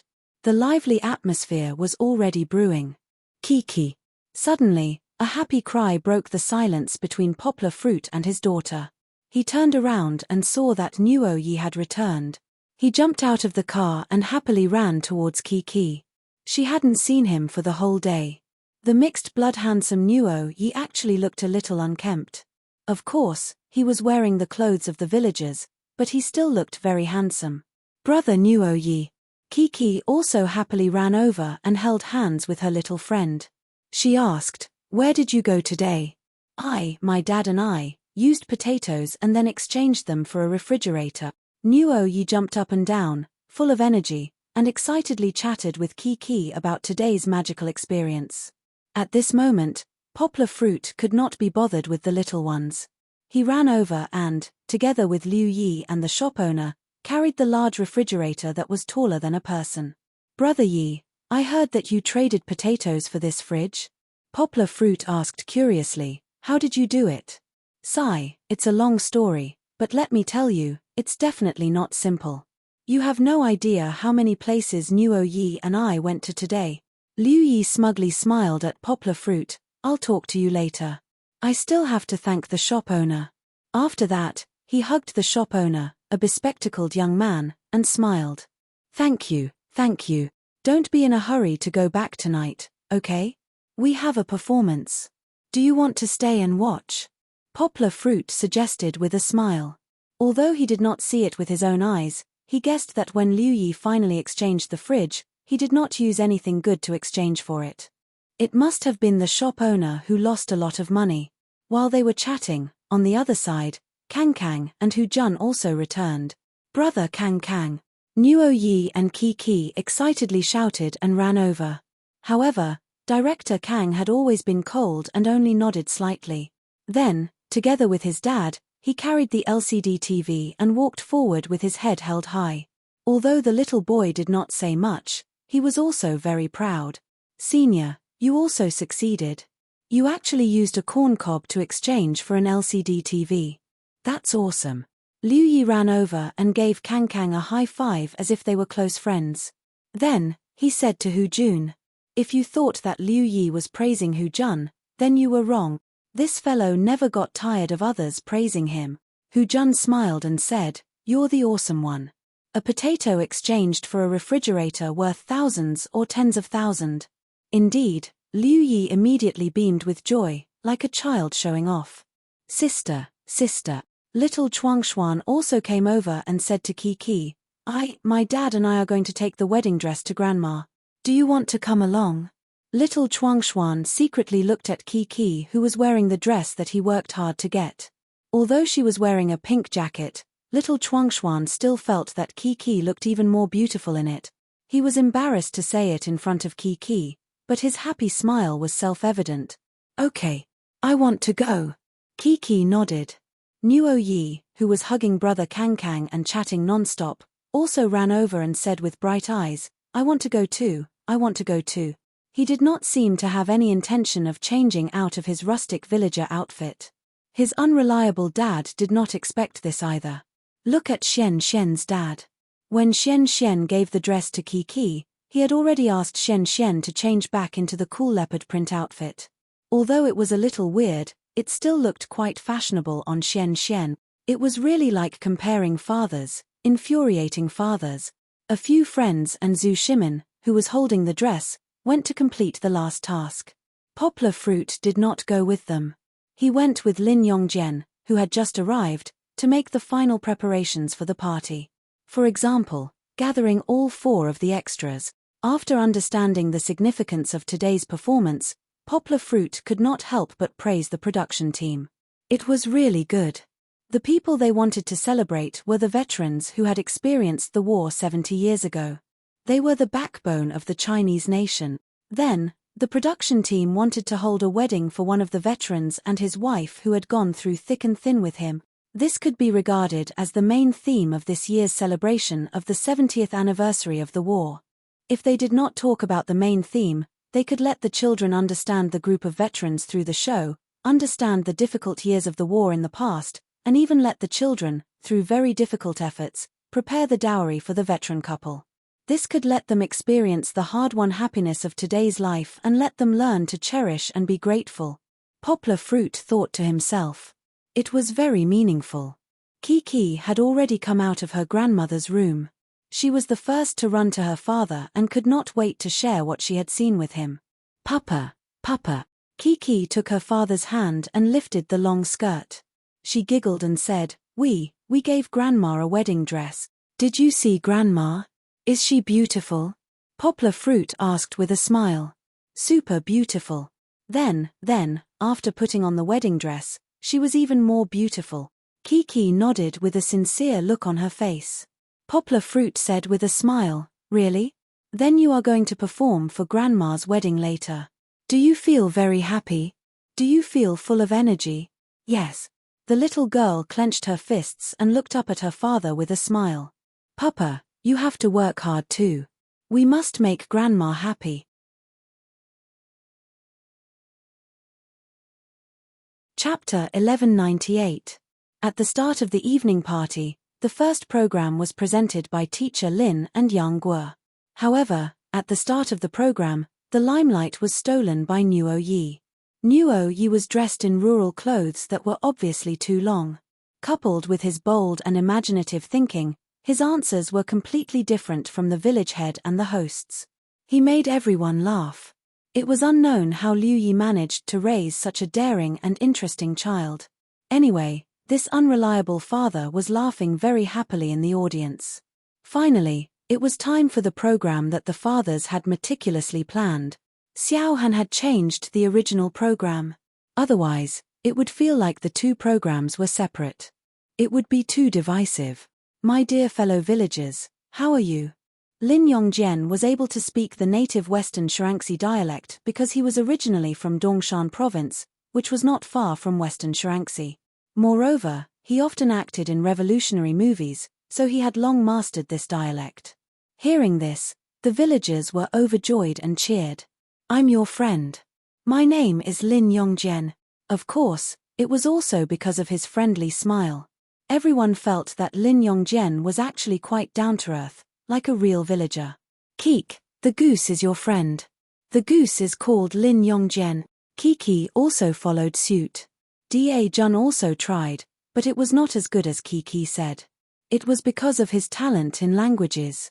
Poplar Fruit, who had not yet had their turn to go on stage, held his daughter's hand. His heart skipped a beat as he smiled and asked his daughter, Kiki, later Daddy will show you the dialect, okay? Daddy will speak like Uncle Lin. Okay. Okay. Kiki clapped her hands and then lifted her skirt. She happily said, Daddy, since you've learned it, you have to teach me, okay? Poplar Fruit chuckled in his heart. Was there a need to learn? After living here for more than a day, Poplar Fruit had a basic grasp of the pronunciation rules of the Western Shirangssi dialect. For example, Mandarin was pronounced with a single tone, while the dialect here was pronounced with a soft tone. For example, when pronouncing words that started with a vowel or semivowel, there would be an eta, ing, as the initial consonant. This is purely from Baidu, please ignore any incorrect parts. Although he might not be able to learn it 100% accurately, it would be enough if he could learn it 80% to 90%. In 1937, the Japanese entered the Central Plains. Lin Yongjian sang in a dialect, which was even more stunning. Of course, at this time, the limelight was stolen by another man. As soon as he jumped onto the stage, he was greeted with laughter and applause. It turned out that it was Zhu Shimin. He was wearing a Japanese military uniform and holding a prop gun. He was bow-legged and acted like a Japanese. She didn't know if it was because she had watched Pan Changjiang's Raise Your Hands from 10 years ago, but the silly Japanese were exactly the same. He swayed around the audience and attracted a lot of laughter and applause.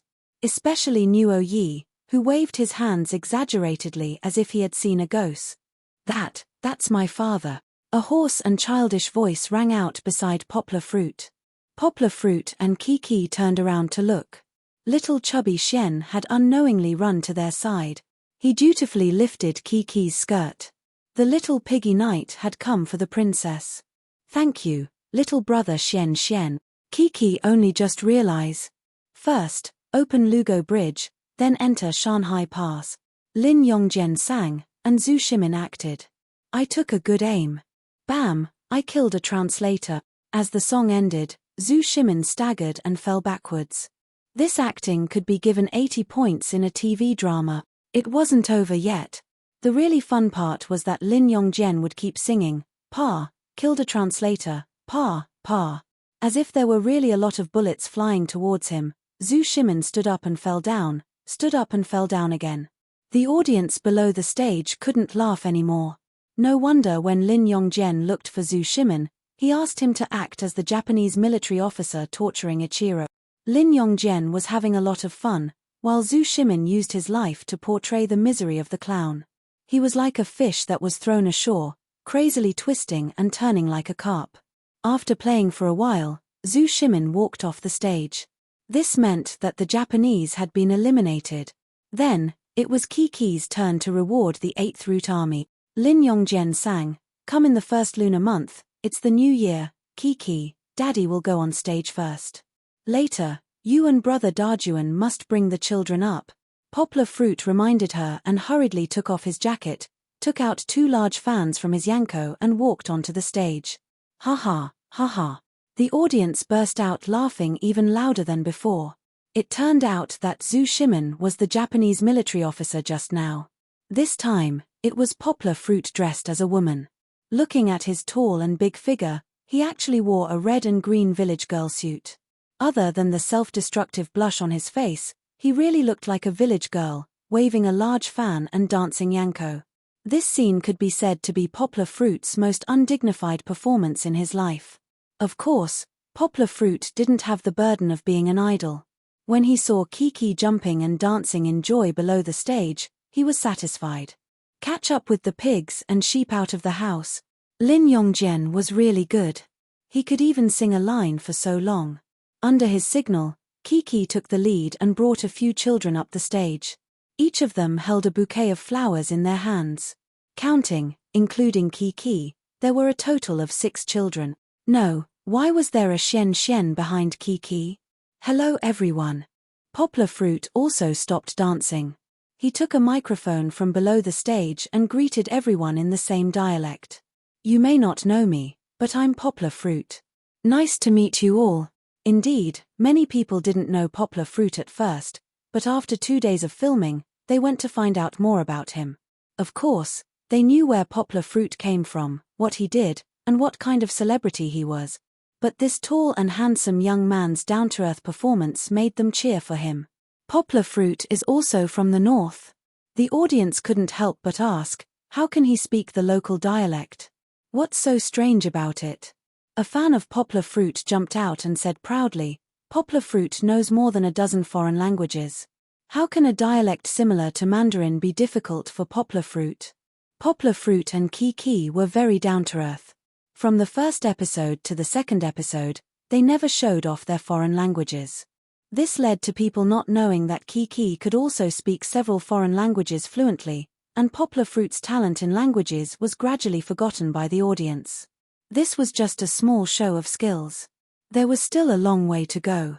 The father and daughter's language skills wouldn't be analyzed so quickly.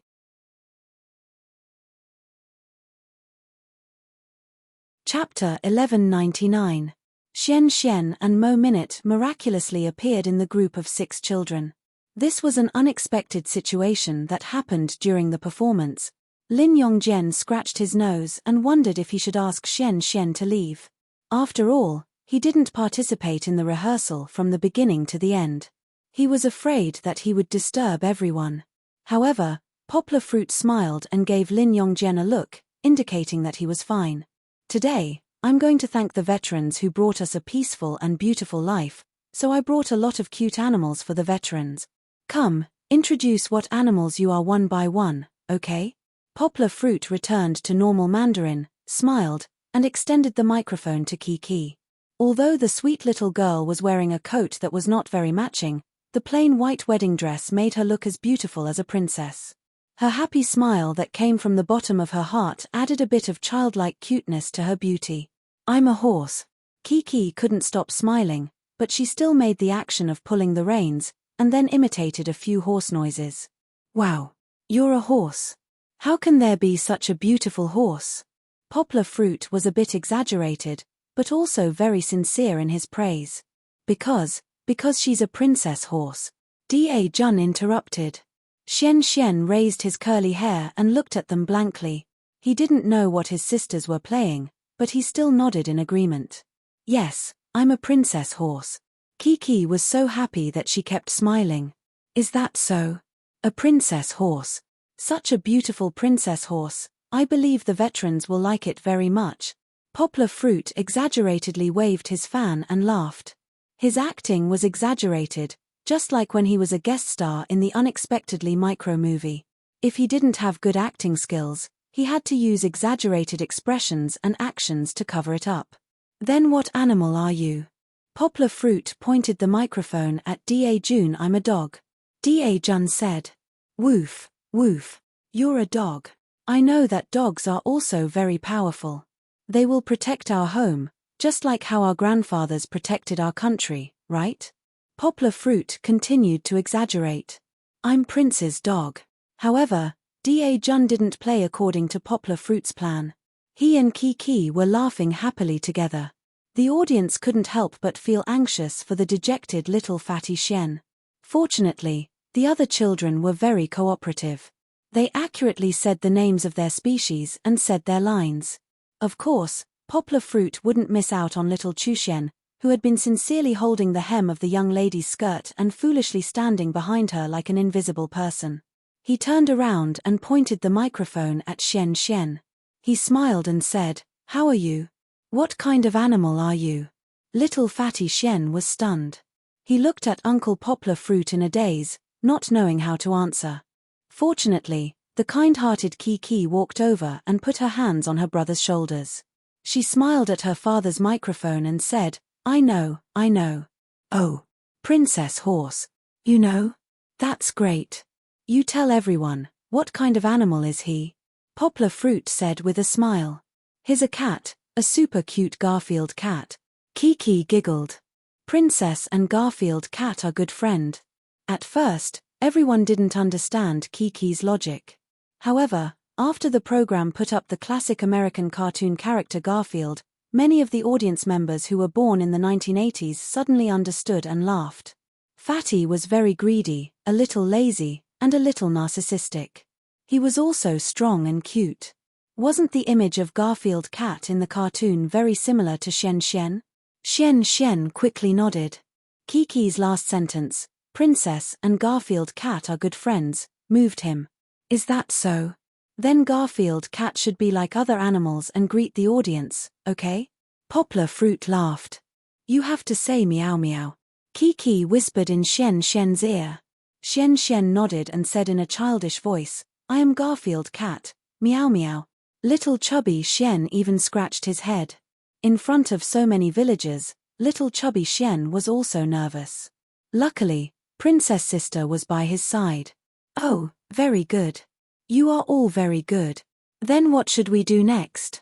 Poplar Fruit said with a smile. Pigs, sheep. Lin Yongjian raised his head. Pigs, sheep, where are we sending them? Send them to our relatives, Baya Lu Army. Pigs, sheep, where are we sending them? Send them to our relatives, Baya Lu Army. The little ones all sang with all their might, tirelessly repeating it. Poplar Fruit smiled and gave each child a microphone. Of course, Kiki, who loved singing, sang very hard and attentively. Very good, very good. You can actually sing such a good song. Poplar Fruit clapped his hands and shouted with a smile. Then, who can tell me now, where are our old soldiers? There. The audience below the stage laughed and pointed to the old soldiers' guest seats. Thank you very much. Children, let's go find the old soldier's grandpa and then give the flowers in your hands, okay? Poplar Fruit smiled and led the group of children off the stage with Lin Yongjian's army supporting younger singing. The applause below the stage was thunderous. Everyone had been laughing just now, but the applause at this moment was really from the heart. It was really not easy to let the children participate in the performance and arrange such a wonderful and interesting fairy tale drama. Poplar Fruit held his daughter's hand and led the way to the old soldiers. The old soldiers also stood up. They were 70 or 80 years old and looked shaky, but they had a kind of spirit that would never fall. Kiki, go and hold Grandpa's hand. Dad taught you just now. Poplar Fruit smiled and finally instructed his daughter. In fact, below the stage, Poplar Fruit had introduced the old heroes to his daughter in detail. So, Kiki went forward with a look of worship and signed the hand of a white-haired old man in a military uniform. The smile on her face faded, but it left behind a sincere respect. Grandpa, I'll give you flowers. Kiki said sweetly, I wish you good health and longevity. Good, good, good child. The old soldier reached out and patted Kiki's little head and smiled shakily. And this scene was also shown by the other children. Nuo Yi and Kang Kang, who didn't have any acting tasks, were brought over by their father to greet the old soldiers. There was a bit of chaos here for a while. Poplar Fruit brought Kiki to the end of the audience. Kiki didn't go with the other children, only Xian Xian and Zhu Shimin followed behind. She and Xian Xian still had a task.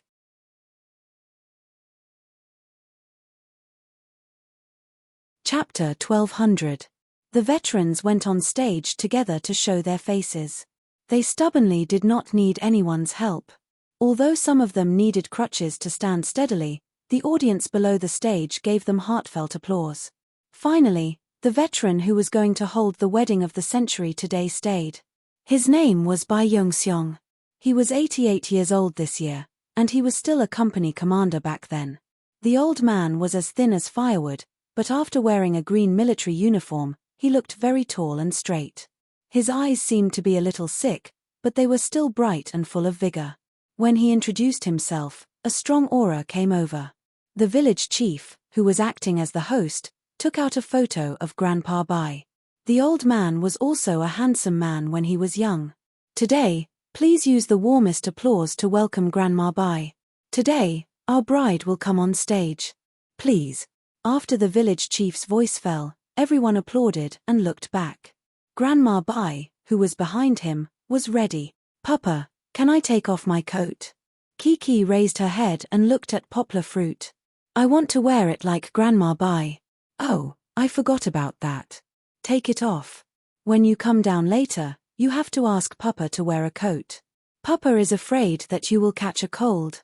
Poplar Fruit laughed. He quickly helped his daughter take off the pink rabbit coat.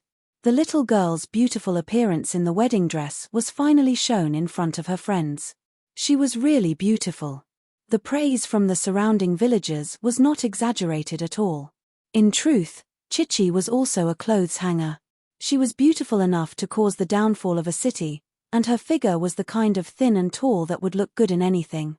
Wearing the spaghetti strap wedding dress, her shoulders were like jade, and her skin was as white and smooth as milk. Her slender and long arms were holding a bouquet of flowers wrapped with ribbons. People could not help but sigh. She is more beautiful than flowers. Poplar Fruit smiled and stepped aside.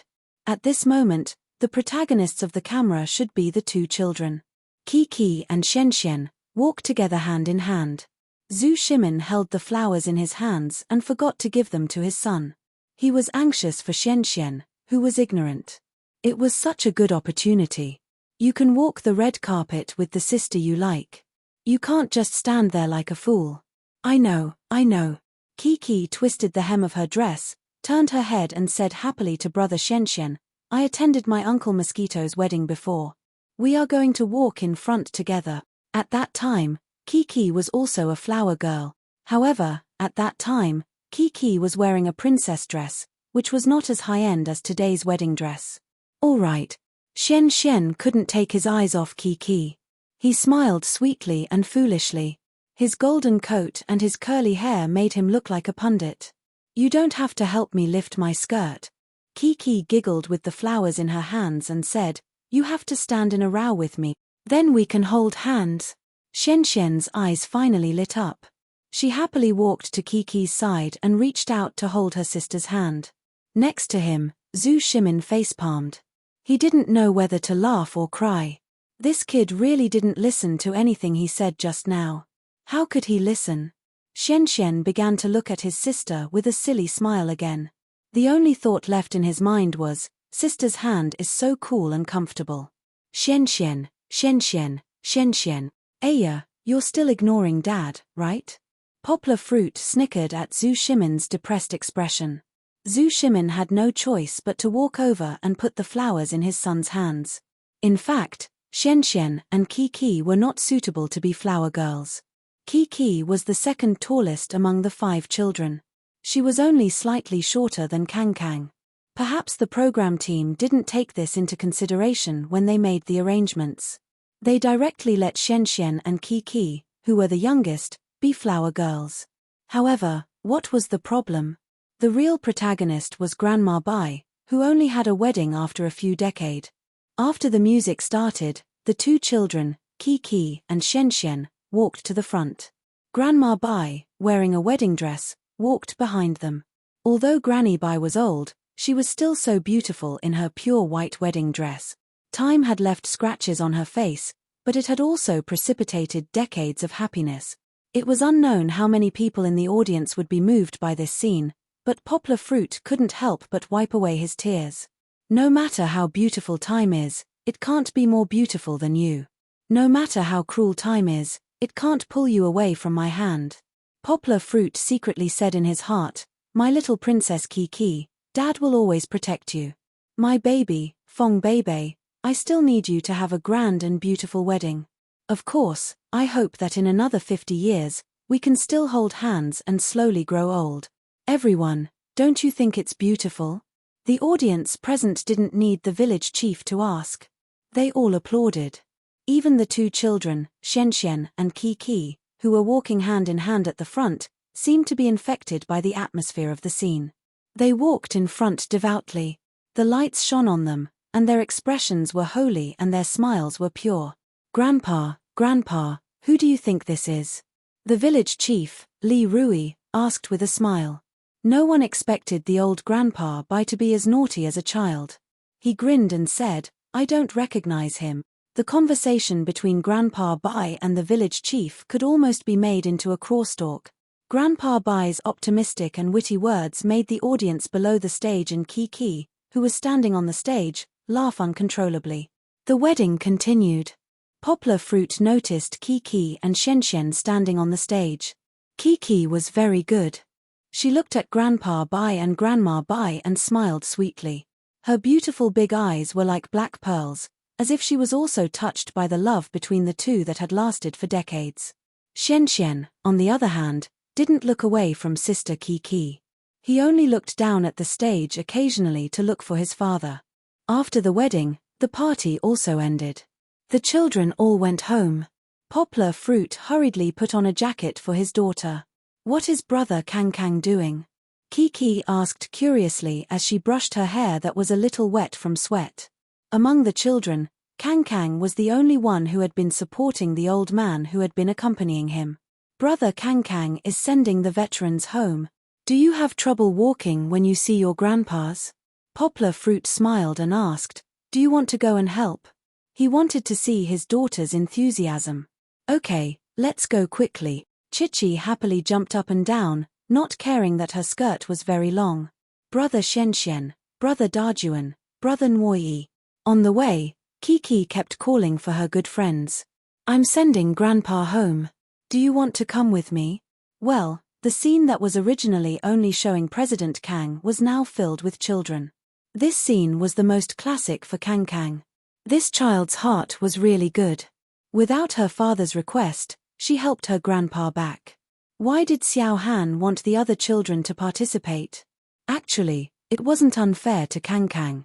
It was mainly because in Where Are We Going, Daddy 3, it felt that the children couldn't integrate well and had a feeling of a small group. This wasn't good.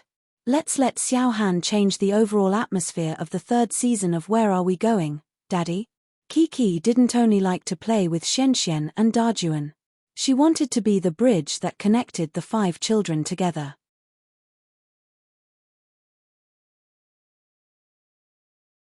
Chapter 1201.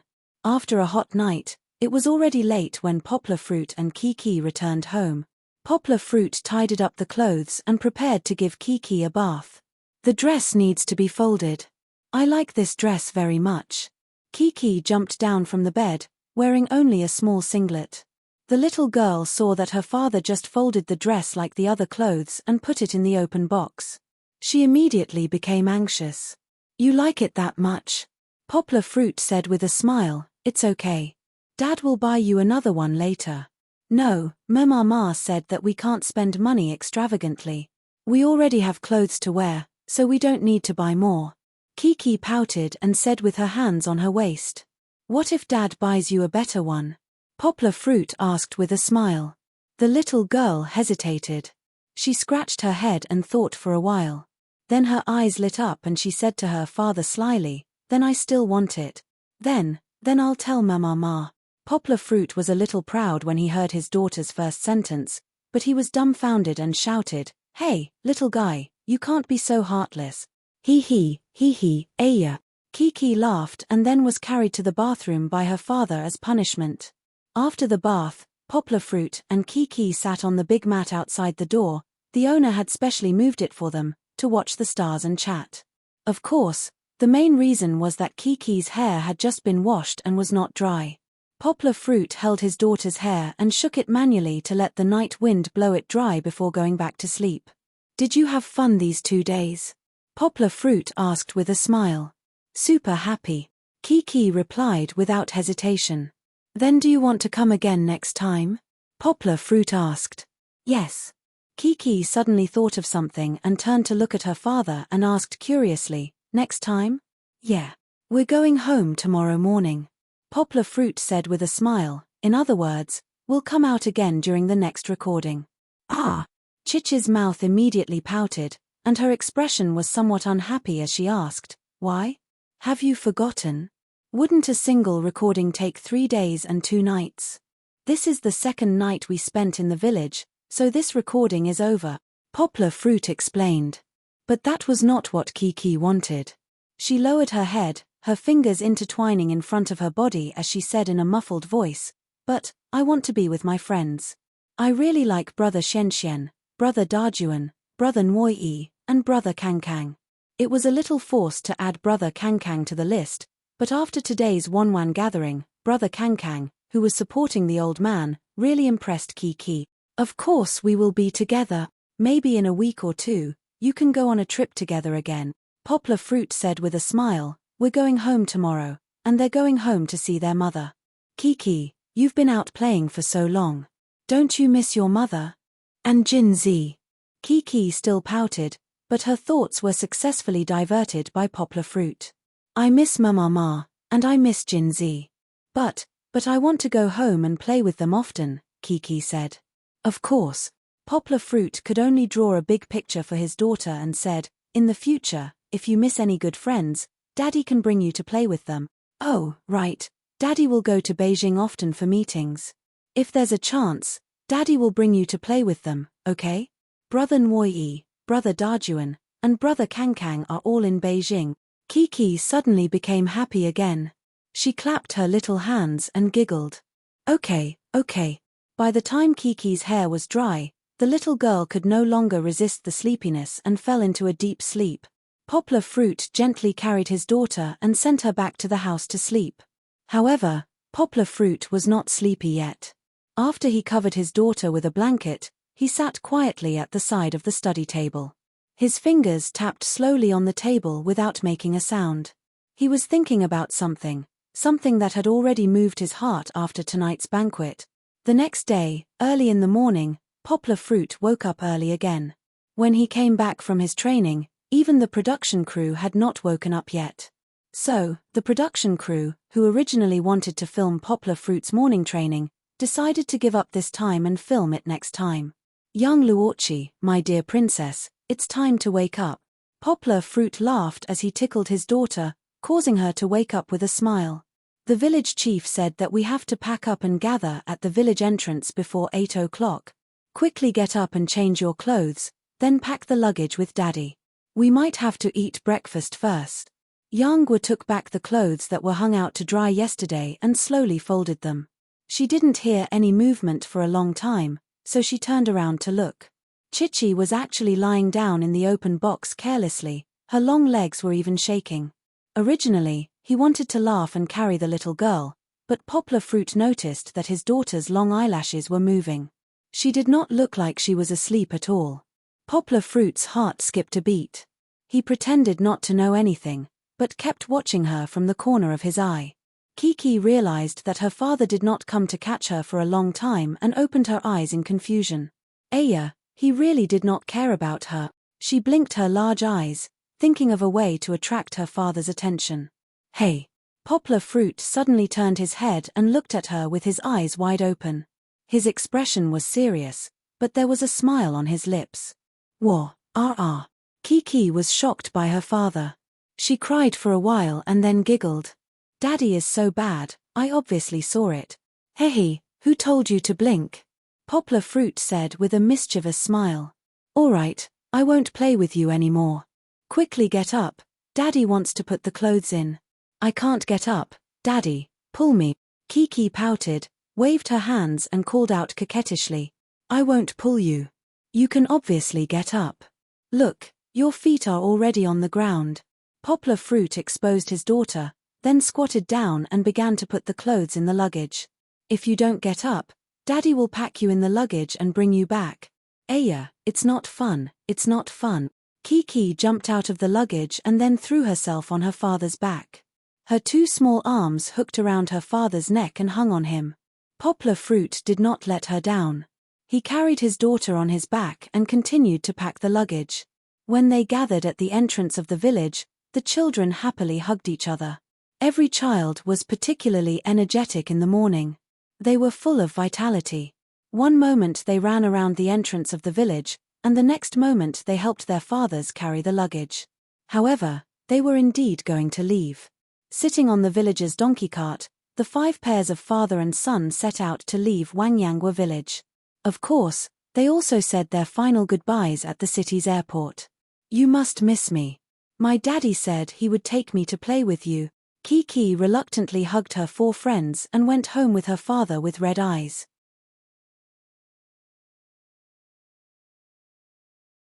Chapter 1202. Mama, I'm back. Back home, Poplar Fruit was still taking out the key to open the door, but Kiki couldn't wait to press the walkie-talkie on the door. The little girl's cheerful voice resounded throughout the building. Fong Beibei was also waiting at the door. She hugged Kiki, who was bouncing over, and asked with a smile, "Mama missed you so much." "Did you miss Mama?" Gold, who originally thought that its little master was rushing to it, could only circle around Fong Beibei. Like Poplar Fruit, it could only wait for the two of them to make room for it to squeeze in. "I miss you so much. I miss you every night. But Papa said that we have to abide by the rules when we are recording the show. Even if we miss Mama, we can't call Mama. I even handed over my phone." Kiki pouted and said. After entering the house, Fong Beibei put Kiki down. Now that Kiki had grown up, although she was thin, she was also heavy. Fong Beibei didn't have the strength of Poplar Fruit to hold Kiki for a long time. She and Yang Guo gently hugged each other. They had been an old married couple for more than 3 years. With this hug, their gazes intertwined with smiles, and their deep love for each other was indescribable. Fong Beibei and Poplar Fruit packed up together, while Kiki was playing with Gold. Fong Beibei asked with a smile, "Kiki, what did you play when you were out for a few days?" "Aya, I can't tell you." Kiki cried without raising her head. "Ah, why can't you tell me?" Fong Beibei asked with an aggrieved voice. "Ha ha. Kiki laughed, ran over and threw herself on her father's back, and then blinked her big eyes at Fong Beibei. "Because Papa said that I can't tell anyone about this, not even Mama." Poplar Fruit actually only said the first half. He quickly gave his girlfriend a look, telling her not to worry and that they would talk privately at night. Kiki, this fellow, liked to tell others her story. Poplar Fruit specifically told her not to tell anyone about the recording experience, especially the children in kindergarten. The show hasn't been aired yet, so it's not good to spoil it. The next day after returning home, Poplar Fruit used the excuse of going to school, but in fact, he secretly called Song Jiwen and drove to the jewelry store. "Kid, you're also?" Song Jiwen gave him a thumbs up and said, "I thought you guys were going to turn the sprint into a long-distance race. Didn't you say that you would wait for her to graduate, including when we were engaged?" Poplar Fruit laughed and said, "So the time is not yet right, but in a month, she will really graduate from college. I'm going to propose after she graduates." "Ambitious, manly enough." Song Jiwen laughed and said, "But, you just finished recording, where did you go?" "Yes, I went to the first station." Poplar Fruit glanced at Song Jiwen and said, "Don't ask me about the plot. I won't tell you." "Humph, why would I ask you this? If I ask, I won't be able to watch TV. I'm still waiting to see you make a fool of yourself, okay?" Song Jiwen, a married man, still spoke as uninhibited as before. "What I want to say is, what's wrong with you? You want to buy a diamond ring and propose as soon as you come back." Poplar Fruit smiled and said, "You don't have to care what's wrong with me, just hurry up and teach me how to pick one." Wrong. It was when he saw Grandpa Bai and Grandma Bai happily hugging each other on the second night in Shishan. Poplar Fruit suddenly wanted to give Fong Beibei a status immediately. Hee. Song Jiwen suddenly laughed. Poplar Fruit, who was driving, looked at him in confusion. Song Jiwen said leisurely, "It's useless for you to be anxious. No matter how anxious you are, I got married earlier than you, half a year earlier." Poplar Fruit rolled his eyes at him. He was so bored that he wanted to kick Song Jiwen out of the car. On the other side, Yang Guo and Song Jiwen went to buy a diamond ring, but they didn't talk about it for now. Poplar Fruit didn't really lie to Fong Beibei. In the afternoon, Poplar Fruit also went back to school. Unlike Fong Beibei, who was calmly waiting for her undergraduate degree, Poplar Fruit studies were not so leisurely. In addition to the Chinese major he was studying, which required him to read a lot of books and write a lot of papers, he also had a foreign language teacher who was whipping him to pay more attention to his job. Chen Zhongdai was really unhappy. Poplar Fruit had secretly gone to record a show, leaving him in school to become a target for the reporters. Because of this, Chen Zhongdai was very unhappy. When Poplar Fruit came back for an audience, he forced Poplar Fruit to sign an unfair contract. Before the end of the year, I want to see your linguistics thesis. Don't make it up. At least, it has to be on the level of translator genius ! Chen Zhongdai said fiercely to Poplar Fruit. Teacher, this thesis can only be written with inspiration. We can't write it just because we want to, right? I'm not a thesis machine, Poplar Fruit said with a smile. He actually knew that the old man was doing it for his own good. Now that he had a doctorate and had been a lecturer at Higoshiyama University for a few years, if he continued to publish heavyweight theses, he should be able to be elected as an associate professor next year. After all, the university also wanted to promote a star professor who could attract students. Fuck off, if you don't have any inspiration, go back and think about it. Chen Zhongdai waved his hand impatiently and said with jealousy, one moment you're doing a double doctorate, and the next moment you're on TV. If you spend more time on linguistics, you won't have any inspiration. Poplar Fruit just laughed like that, leaving the old man with nowhere to vent his anger. In fact, it was not that he didn't have any inspiration, but that inspiration was still in its infancy. He needed to cultivate it for a while before he could discuss it with the old man. Poplar Fruit would not do things that he was not sure of, nor would he boast about things that were not realistic. Go. I know you're in a hurry to go home. Don't sit here pitifully, go back. Chen Zhongdai was getting more and more helpless. He waved his hand and let Poplar Fruit go back. The university was quite kind to Poplar Fruit. When he went out to record the program, it just so happened that it conflicted with his own classes. The Academic Affairs Office helped to adjust the class schedule, so Poplar Fruit would come back to school tomorrow to make up for the missed classes. The domestic remote teaching basically didn't require Poplar Fruit to gather people for meetings. All the operations were carried out by the student unions of each school, adopting a one-to-one mode of assistance. In this way, Poplar Fruit's personal role was reduced to the extreme. However, Poplar Fruit didn't care. Instead, he felt that it should be like this. Public welfare, especially educational public welfare, should be participated by all people.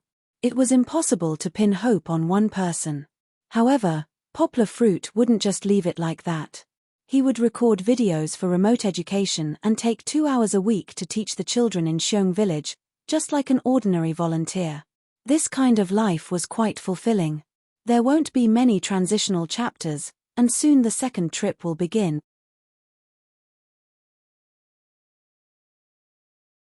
Chapter 1203.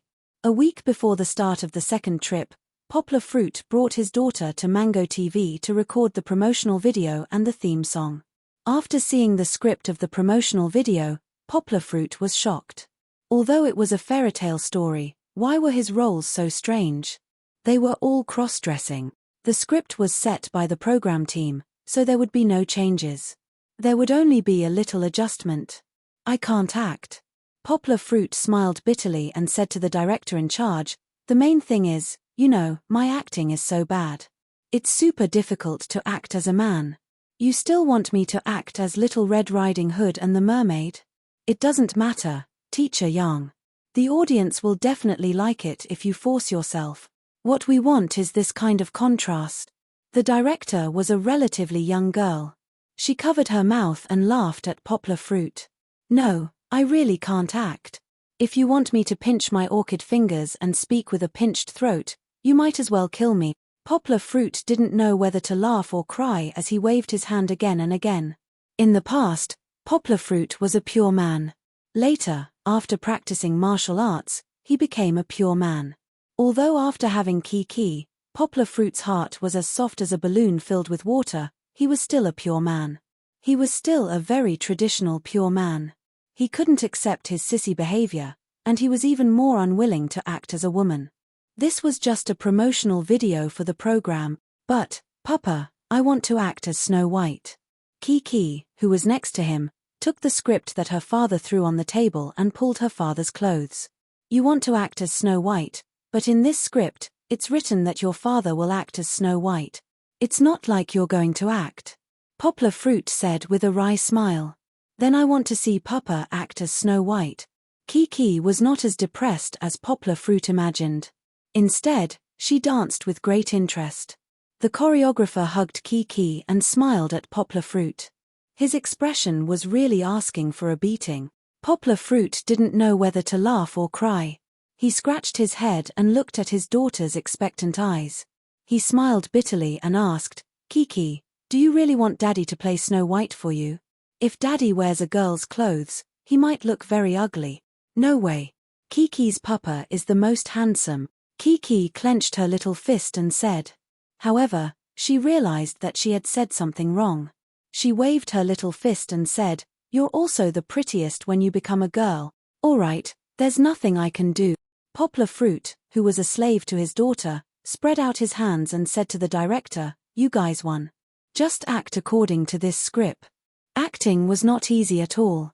Although the promotional video that the audience later saw was edited in more than a minute, Poplar Fruit and Kiki took a whole day to finish shooting. This was also based on Kiki's excellent acting talent. In contrast, Poplar Fruit, who always cheated his daughter, was often called cut by the director. In the end, he had to use exaggerated expressions to cover up his poor acting skills. Of course, although dressing as a woman made Poplar Fruit somewhat painful, acting with his daughter was very precious. In the first scene, Poplar Fruit was still dressed as a man.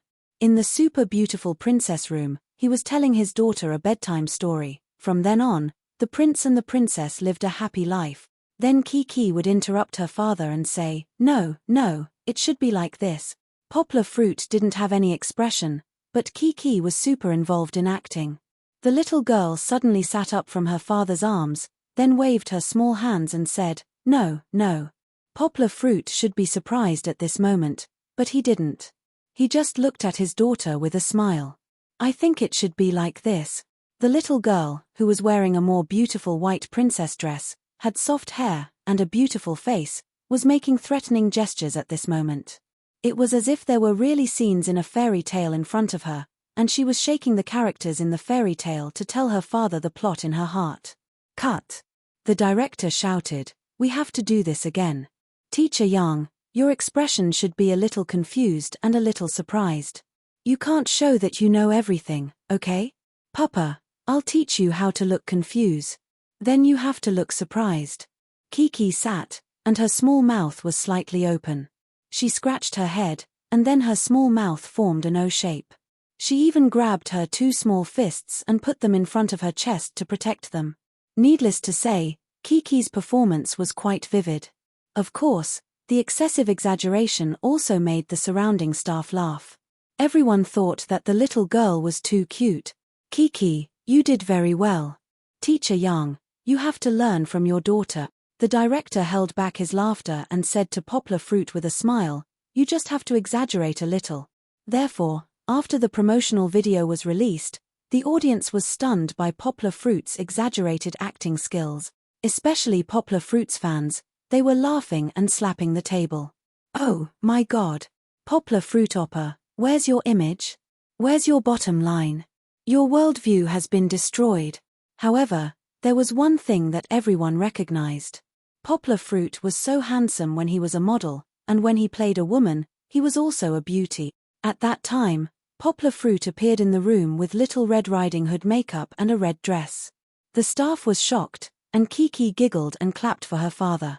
She even shouted, "Papa is so beautiful. How should he put it?" After Poplar Fruit's makeup, he didn't belong to the orthodox image of a beauty. However, after shaving his beard and putting on some makeup, he looked like a woman's face. Moreover, Poplar Fruit used to be soft in steel, but now he was soft with hardness. He actually had the neutral beauty of Lin Qingxia. Of course, Poplar Fruit still rejected it in his heart. But anyway, seeing that his daughter liked it, Poplar Fruit didn't have any thoughts. He just laughed happily with his daughter. After the final repair, Poplar Fruit put on a hood, put on the yellow hair of a foreign girl, and put on a red hat. A heroic big Red Riding Hood appeared. On the other side, Kiki, wearing a prop costume, rushed to her father's side. She giggled and said, "Papa, Papa, what do you think I am? Why do you have ears?" Poplar Fruit pretended to be surprised, and then mischievously said, "Is this your new rabbit costume? It's not a rabbit." "Papa, Papa, don't you think I look like a big wolf?" Kiki pouted her small mouth, showing the small mustache she drew with a pen. Wow, wow. You're a big wolf. A big wolf with a beard. I'm so scared. Poplar Fruit exaggeratedly made a surprised expression, and Kiki was amused by him and giggled. Don't be afraid, don't be afraid, Kiki's big wolf won't eat people. Giggle, giggle. Kiki laughed and rolled in her father's arms.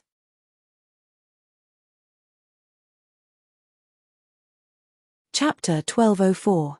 Kiki, come here, come here. Kiki ran for less than 2 minutes before her father's voice rang in her ears. Dad will take 2 photos for you as a souvenir. Poplar Fruit tidied up his big red hat outfit while taking out his mobile phone from Kiki's small bag. Poplar Fruit rarely carried a bag.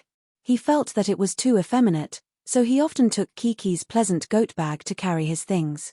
Eggplant. After taking the photo, Kiki wanted to snatch her father's mobile phone. Poplar Fruit didn't know why, but Kiki turned her head and handed it to the director sister next to her. Papa, let's take a photo together. Kiki happily jumped, trying to pull down her father who was standing high. The director also had a bad smile on her face, which made Poplar Fruit somewhat flustered. No, no, I don't want to take a photo. How can I take a photo with what Dad is wearing now? Poplar Fruit shook his hand in panic and said, Kiki, after Dad goes back, I'll take 100 photos with you, okay? Oh, don't. Kiki shook her head and said unyieldingly, I just want to take such a photo with Papa. Papa is so beautiful.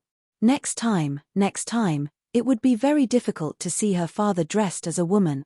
Poplar Fruit helplessly shook his head, glanced at the director and other staff who were snickering, and thought, forget it, I'll take a photo. Anyway, I'll appear in this promotional video. So, for the sake of his daughter, Poplar Fruit softened his heart and took a few photos with his daughter. Do you want to take a photo of Grandmother Wolf eating Little Red Hat? The director asked with a smile. Okay. Kiki answered for her father. She happily hugged her father's neck, and then kissed her father's face. The director quickly pressed the shutter. It was acceptable to treat eating as marriage. Poplar Fruit took the mobile phone, and the director added, Teacher Yang, the photo just now is the one where Kiki kissed you. You can post it on Weibo. After you post it, come to the set. Someone will arrange for it to be forwarded later. Poplar Fruit's face darkened, and then he listened to his daughter's chat as she walked away with the director. I still prefer Papa's Weibo. It's so fun. You like Weibo? Can you read it? The director asked. I can. Kiki was very smart. Then later, I'll get another lady to register a Weibo account for you, okay? The director laughed. That way, you can also play with your own Weibo. Really? This was a complete surprise. Of course, what name do you want your Weibo name? I haven't thought. In any case, Poplar Fruit's bottom line was pulled down again and again on the set of the promotional video. In the end, he had no choice but to accept the mermaid costume with something stuffed in her chest. After shooting the promotional video, Poplar Fruit and Kiki waited for a day at Mango TV, waiting for the other 4 pairs of father and son who had rushed over. They had already taken time to shoot the documentary, but the theme song of Where Are We Going, Dad, still required everyone to gather and sing together. After not seeing each other for more than 2 weeks, the children missed each other very much. Kiki held her father's hand and stood under the building, looking forward to it. Fortunately, her brothers didn't make Chichi wait for too long. Soon enough, they were laughing and jumping together. Even President Kang couldn't help but laugh. It seemed that he actually missed his 4 friends very much. Everyone has gotten their hands on the manuscript of the lyrics. Everyone went straight to the recording studio to practice. For children, you couldn't expect them to be able to pass with just one recording after they practiced. It was best to record their singing from the beginning and then choose a suitable combination from the hundreds of pieces of material. This was something they had done many times in the previous 2 seasons. They began practicing. First, Nuo Yi and Liu Yi practiced speaking French. Kiki watched enviously from the side as she pulled her father's hand. What's wrong? Poplar Fruit understood and squatted down, letting his daughter hug his neck and whisper, I want to say it too. Kiki pouted. Say what? Poplar Fruit didn't understand. French. Kiki participated enthusiastically. She waved her hand and said, I can speak French too. It's fine, it's fine. We are recording a Chinese program. You and I are both Chinese, so it's best to speak Chinese, okay? If you speak French, English, or other languages, the other brothers won't understand. Poplar Fruit smiled as he comforted his daughter. This was also what he had been asking his daughter since the beginning of the first episode. He and his daughter did know a lot of things. Furthermore, Poplar Fruit's academic qualifications were higher than any of the guests or even the program crew. If he kept showing off his foreign language skills, he would definitely not be liked by everyone. Last season's Feynman was like this. Although the child didn't do anything wrong, the moment he came out, he spoke English or his father spoke Cantonese, which made many viewers unhappy. Everyone would scold him for being a Chinese. Why didn't he teach the child Mandarin instead of English? This season's Nuo Yi was super good. Although he was of mixed blood, he was more like a native of China. Not only did he have a strong northeastern accent, he was also obsessed with traditional Chinese myths like Journey to the West. Liu Yi and Anna's upbringing was unanimously praised by the entire country's audience. Poplar Fruit flipped to the back and pointed to a conversation between himself and his daughter. He smiled and said, Kiki, look. We have a conversation here. Kiki immediately forgot her unhappiness and looked excitedly at the script in her father's hands. Then, she began to recite, Papa, I'm Princess Elsa. What's Princess Elsa? Poplar Fruit smiled and matched his daughter's words. It's that Princess Elsa who knows magic. Kiki waved her small hands and said with love for acting. Wow, it's that Princess Elsa who's super powerful in magic? Then what do you want to do with magic? Poplar Fruit asked. I want to use magic to protect Papa and not let him be bullied by others. Kiki giggled. At this moment, a musician wearing a hat stood up and clapped with a smile. He said, very good, very good. Has everyone practiced? Then, next, let's invite our fathers to bring their children back to their respective microphones. Let's begin our first attempt at recording, okay? Okay. The children cheered excitedly. The fathers also responded with a smile. Okay, everyone listen to the beat. If you're afraid of missing the beat, that's fine. The microphones in front of you have a row of small lights. If they light up, red, yellow, green, when the light turns green, that means it's your turn to sing. Dad, where are we going? With me here, there's nothing to be afraid of. Baby, I'm your big tree. I'll accompany you to watch the sunrise for a lifetime, along with a song full of childlike interest and fatherly love, the second trip of the third season of Where Are We Going, Papa?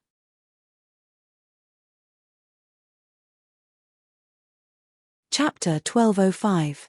For the second stop, we'll skip the 2 episodes in Zishuangbana for now. It's important to save it for later. Time passed very quickly. In the blink of an eye, it was early June. After spending the first day of June at the kindergarten, Poplar Fruit brought his daughter to the second stop. Where do we go, Daddy? This time, it was closer to Poplar Fruit's home. It was in Minute Province, which was adjacent to Guangdong Province. Poplar Fruit and Kiki took a high-speed train to the meeting place. Then, everyone got into a car sponsored by an advertiser and drove to Herking Village, where the filming was taking place. In the car, Poplar Fruit followed the director's request and asked Kiki, I heard that there's a new friend joining us today. I know. Kiki smiled. It's brother Nuoyi's sister. He showed me a photo last time. She's super pretty and super cute. Last time, she was actually referring to the recording of the song. The audience misunderstood, but the production team and Poplar Fruit did not intend to correct them. Do you like Nuoyi's sister? Poplar Fruit smiled and asked. Super. I also want to have a sister. Kiki said with sparkling eyes, just like Sister Xiaoqi. She said she'll come and play with me at the end of the month. Really? You Skyped with her again? Poplar Fruit asked with a smile. Yeah. Daddy, let's go and see our panda, okay? Little sister Little Seven has always said that she wants to go and see it. Chichi was getting more and more off topic. This part was edited out by the production team. Of course, no problem. Poplar Fruit smiled and nodded. Back to the topic, he asked, but you didn't see Uncle Liuyi today, right? Kiki scratched her head and said, yeah, why didn't Nuoyi's daddy come? Because he was very busy with work today and couldn't come. Nuoyi brought his sister over. Poplar Fruit said, Nuoyi's sister is very young. She's only a little over 3 years old. She might be very scared because she doesn't have her father by her side. Before Poplar Fruit could state his request, Kiki had already volunteered, patting her chest and saying, then I will help brother Nuoyi take care of his sister. I am super good at taking care of my sister. So awesome. Poplar Fruit smiled and gave his daughter a thumbs up. Then, let's make a deal today, okay? You're the big sister, so you have to take care of the little sister. Yes, I really like taking care of my sister. Then little sister also likes to play with me, Kiki said happily. Alright, next question. Yang Guo called back his daughter, who was looking out of the car window. Chichi, Daddy wants to ask you, what do you think of your ability to be independent? If Daddy isn't by your side, then there's Mama, Kiki said. She calmly spread out her skirt, not letting it become wrinkled. Today's outfit was picked out for her by Zhang Yujie. After knowing that Kiki was going on the show, Zhang Yujie, as an aunt, took over the responsibility of choosing the outfit for Kiki. However, it had to be said that the clothes Zhang Yujie picked out were very nice. Kiki was wearing a cartoon bow skirt suit, a cute mini printed t-shirt on the top, and a cute heart-shaped half-hollowed skirt on the bottom. The combination of red and black, coupled with a cap with Mickey Mouse ears, made her look fashionable and cute. Under the skirt, there were black pantyhose that just reached her knees, and a pair of bright black leather shoes on her feet. The little girl looked full of youthful charm, full of vitality. What if Mama isn't here either? She will also be very busy. Poplar Fruit waved his hand and said, there's still Grandpa and Grandma, Grandpa and Grandma. Kiki was still very calm. They're also very busy. You're the only one left at home. Gold can't be at home either. Poplar Fruit said cruelly. Kiki immediately looked at her father. She was very surprised, but she immediately wrinkled her delicate eyebrows, pouted her mouth and asked, Papa, what happened to our family? Nothing happened. Poplar Fruit said with a smile, I just want to ask if you have the ability to live independently. No. Papa, you're lying. Kiki was very smart. She pulled her father's hand, pursed her lips, and said, Papa, don't tell me you don't want Kiki anymore. The little girl looked terrified and almost cried. Poplar Fruit panicked. Why did his daughter cry when he asked a question? How could it be? How could it be? Poplar Fruit quickly hugged his daughter and comforted her. Papa just wants to know if you have the ability. Just like when we record a program, don't we have a segment where you have to complete the task by yourself? But you can't scare people like this. Kiki pouted her mouth, patted her father's chest, and whispered, in kindergarten, a child said that his papa was going to throw him away. He said that his papa would drive him into a forest and then leave him behind. Then he might never see his papa again. Nonsense, his papa must be scaring him. How could a papa be so cruel? Kiki, you have to remember that papa is the one who loves you the most. He will never, ever abandon you. Poplar Fruit patted his daughter's back and said with a smile. Although he said that, Poplar Fruit suddenly smiled bitterly at the camera. The audience began to guess the meaning of Poplar Fruit's smile. Looking at the conversation between the father and son in the other cars, they also asked the same question as Poplar Fruit. Could it be that the program team was going to give the fathers some kind of difficult problem this time? In any case, the car finally arrived at its destination. It was a quaint little village in Zhongju City, Minute Province. A round and fat earthen building appeared in front of the children. Wow, Papa, look, that building is fat. Yes, the adjective fat was used by Kiki. Fat building, haha. Poplar Fruit laughed happily. Brother Nuoyi. After Chichi got out of the car and saw her friends, the gloominess she had in the car just now immediately disappeared. She giggled and ran over to them with her little leather shoes. Hey, you're not waiting for Papa? Poplar Fruit was still taking his and Kiki's luggage from the car. In the end, Kiki had already forgotten about her father. In her eyes, there were only old friends and new friends. Kiki hugged Nwoyi, then bent down and put her hands on her knees. She blinked her big eyes and looked at the little girl with curly hair, fair skin, and exotic charm in front of her. However, the little beauty was very shy. She didn't even dare to make eye contact with Chichi. Chichi looked at her for a while, and then timidly hid behind her brother. Aya, brother Nwoyi, you haven't told me your sister's name. Kiki could only look at Nwoyi for help and said, I want to be good friends with your sister too. Chapter 1206. Kiki, if you want to know someone's name, you have to introduce yourself first. Poplar Fruit said with a smile as he carried his luggage. Kiki suddenly understood. She reached out her little hand and said generously, Brother Nwoyi's little sister. Hello, I'm Kiki. Can we be good friends? The little beauty was very shy in an unfamiliar environment and unfamiliar people. She simply threw herself into Nwoyi's arms, but she still stole envious glances at the big sister in front of her. Big sister is so beautiful. Her name is Nina.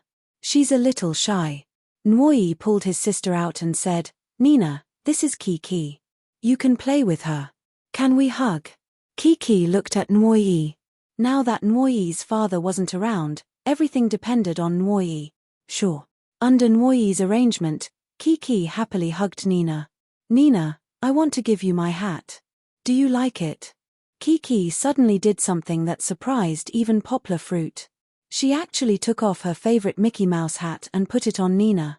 Nina was confused for a moment, then her eyes lit up with a smile. She touched the cute hat on her head, raised her head, and looked at Kiki. She happily whispered, I like it. Nina's voice was so soft that only Kiki, who was in front of her, could hear it. However, Poplar Fruit, who was watching from the side, could feel that the wariness between Nina and Kiki had been lowered. Little sister, my name is Da Jun. Let's be good friends, okay? Da Jun, who was wearing a shiny yellow waterproof jacket and a pair of sunglasses, jumped out of the car and went straight to the new little sister. However, he didn't realize that his hairstyle and sunglasses made him look like a bandit leader who had jumped out of the mountains. Fortunately, Nina was holding her brother's hand with one hand and her sister Kiki, whom she had just met, in the other. She wasn't very afraid. Nwoyi didn't think much of it. He liked Da Jun's enthusiasm, so he let his sister hug him.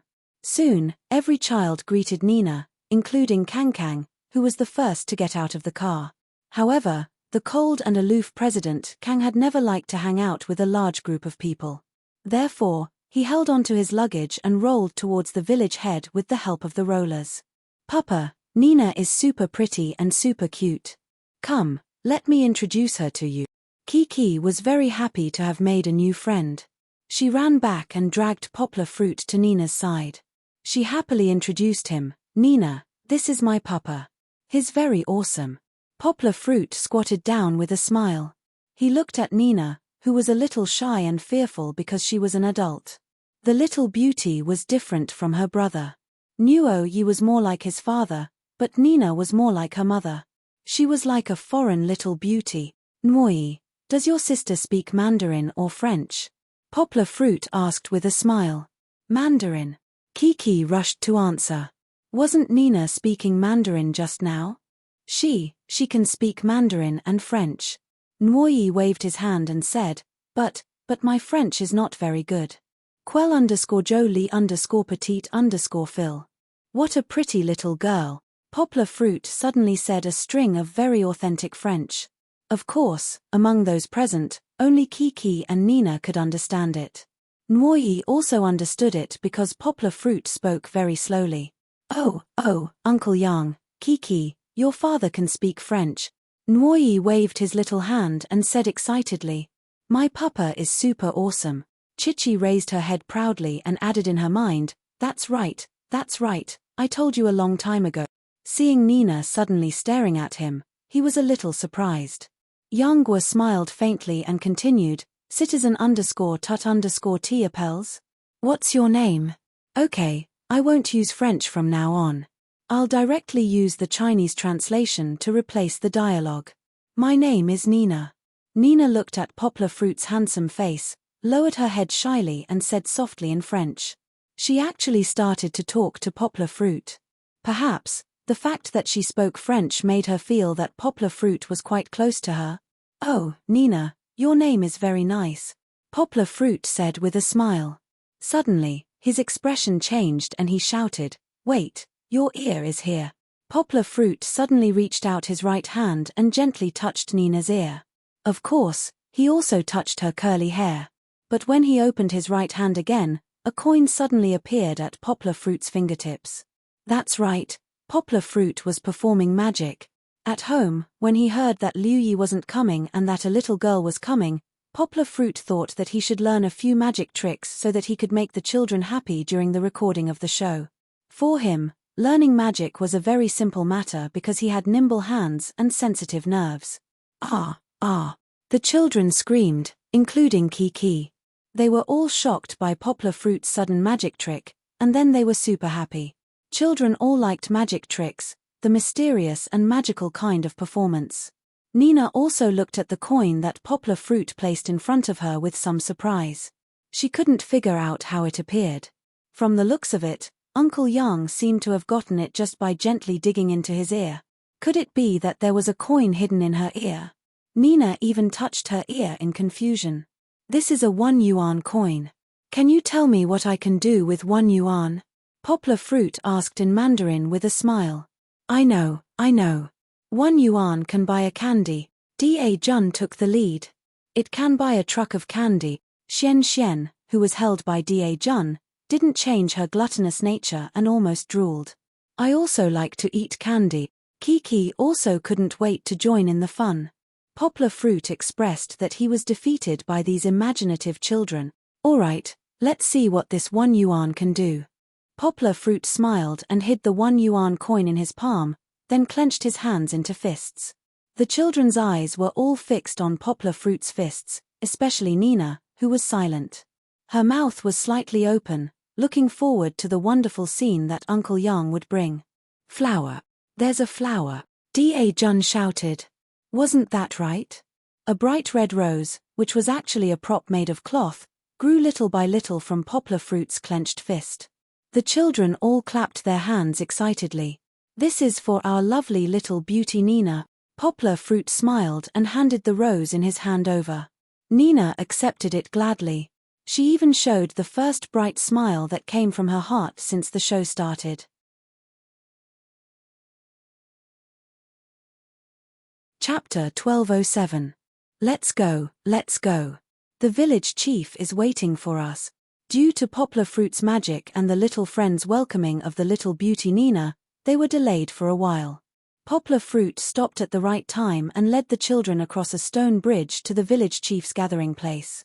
Maybe it was because Poplar Fruit was so nice to her just now, but when Poplar Fruit tried to reach out his hand, Nina naturally put her little hand in Uncle Yang's palm. This feeling of being trusted was so good. Kiki walked in front of Poplar Fruit. The little girl's short skirt, pantyhose, and small leather boots were really beautiful today. However, she was muttering to her father, Papa, I want flowers too. Okay, but it will take a while. Let's go to the gathering place first. Daddy will make flowers for you later, okay? Poplar Fruit said with a smile, holding Nina's hand with one hand and pulling his big suitcase with the other. The fathers had a clear division of labor. Poplar Fruit took care of the children, and Hu Jun helped carry the luggage. He alone packed 3 big suitcases. Okay. Kiki nodded happily. She immediately went to Nwoyi, who was holding Nina's hand on the other side. She said, Brother Nwoyi, don't worry. My father is here. He will help take care of your sister. Nwoyi nodded. The 2 children laughed happily, not feeling nervous at all. However, was it really going as smoothly as they had imagined? They gathered in front of the village chief. After a series of interesting self-introductions, the village chief began to talk about the difficult task that struck the children like a bolt from the blue. We will welcome the first trip in the history of Where Are We Going, Dad? Without the company of fathers. The village chief revealed the cruel truth without any warning. In fact, it was not without a warning. The question that the fathers asked in the car just now was a warning. Therefore, after the village chief began to speak, Poplar Fruit saw that Kiki was a little confused. He was secretly worried. However, the first one to explode with emotions was Xian Xian, who had been answering questions in the car. At that time, he replied, when I heard this question, I was very touched, so touched that I wanted to drink Mimi. His answer was adorable. However, when he knew that he really had to leave his father and start a journey alone, Xian Xian was the first to feel sad. He turned around and hugged his father, sobbing, Dad, I don't want to leave you. It's okay, it's okay. Be brave. Zhu Shimin was caught off guard and quickly comforted her. Poplar Fruit saw that his daughter's mood was starting to be affected. He quickly put a hand on his daughter's shoulder and said softly, Kiki, Kiki, what did you say to Dad in the car? You're the elder sister now. You need to stand up and take care of your younger brother and sister, right? Who knows? When she heard that Nuoyi's father did not come, she felt relieved because she had her father with her. However, who knew that her father would also leave her side now? Kiki felt a little wronged, but she still nodded. The responsibility was still on her mind. Shishi suppressed the tumbling emotions in her heart, walked over, took Nina's hand, and said, Nina, don't be afraid. I'll take care of you. However, she had found the wrong person. Nina looked at Kiki in confusion. She was probably thinking, what difference does this change make to me? Yes, her father did not come at all. That was why the village chief said that the journey without her father would not change much for her. She was originally going to travel alone with her brother. Kiki, go and comfort brother Xian Xian. Poplar Fruit did not know whether to laugh or cry as he reminded his daughter. Kiki turned around. She was bursting with responsibility at this moment. Dad, I don't want you to go. No matter how Zhu Shimin comforted him, Xian Xian hugged his father's neck and cried bitterly. Xian Xian, don't cry. Your papa is not here, but elder sister and other brothers will protect you. Kiki walked to Zhu Shimin's uncle. She faced Xian Xian, whose face was wrinkled from crying, and reached out her white and tender hand to wipe Xian Xian's tears. Yes, Xian Xian, don't cry. You'll become ugly if you cry in front of your sister. Zhu Shimin smiled and helped his son up. He let him sit on the suitcase and then took out a tissue to wipe his tears. Actually, Xuanxuan's cries had stopped abruptly the moment Chichi wiped away his tears. All that was left was the sobbing of habit. He pouted his lips, not wanting to embarrass himself in front of his sister. Xian Xian, don't cry. You see, I'm not crying. Dajuan, a professional troublemaker, jumped out and shouted. He turned around and walked to the other side. Xian Xian, hold hands. Kiki showed the demeanor of an elder sister. She reached out and held Xian Xian's hand. Then she said, let's complete the task together. Even if father is not here, your sister will be by your side. Poplar Fruit looked at his daughter's performance and was a little surprised. When he first received the task description, Poplar Fruit thought that his daughter would be sad and cry. He thought that she would need to be comforted for a while before she would stop crying. He did not expect her to be so sensible. Not only did she not feel sad, but she also comforted her brother. Yes, show me, okay? Zhu Shimin smiled and stroked his son's head. Xian Xian held Kiki's hand as if his whole body was full of strength. Xian Xian raised his tear-stained face and said firmly and powerfully, okay. I want to protect my sister. She had completely ignored the phrase show off to daddy. He was the type who did not want his father when he had his sister. You should protect yourself first. You still need to protect your sister. Zhu Shimin said with anger and amusement. On the other side, Dajuan sat on the box and said happily, finally, I can be with the children. That's great. He really could not wait to get rid of his father. The village chief smiled and asked, but father won't be with you. Aren't you sad? Oh, what's there to be sad about? Xian Xian said naively, you'll see it when you choose a house.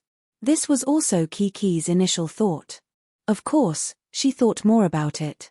At worst, her father might come back later. Father is leaving, and he won't come back. The village chief said the truth even more cruelly. Suddenly, including Dajuan, the other children were a little confused. Where are you going? Dajuan asked. Father is leaving. I can't see father. Lin Yongjian was a little unhappy that his son did not care about him. At this moment, he could not help but say, you can play here by yourself. The next chapter, there is an important drama.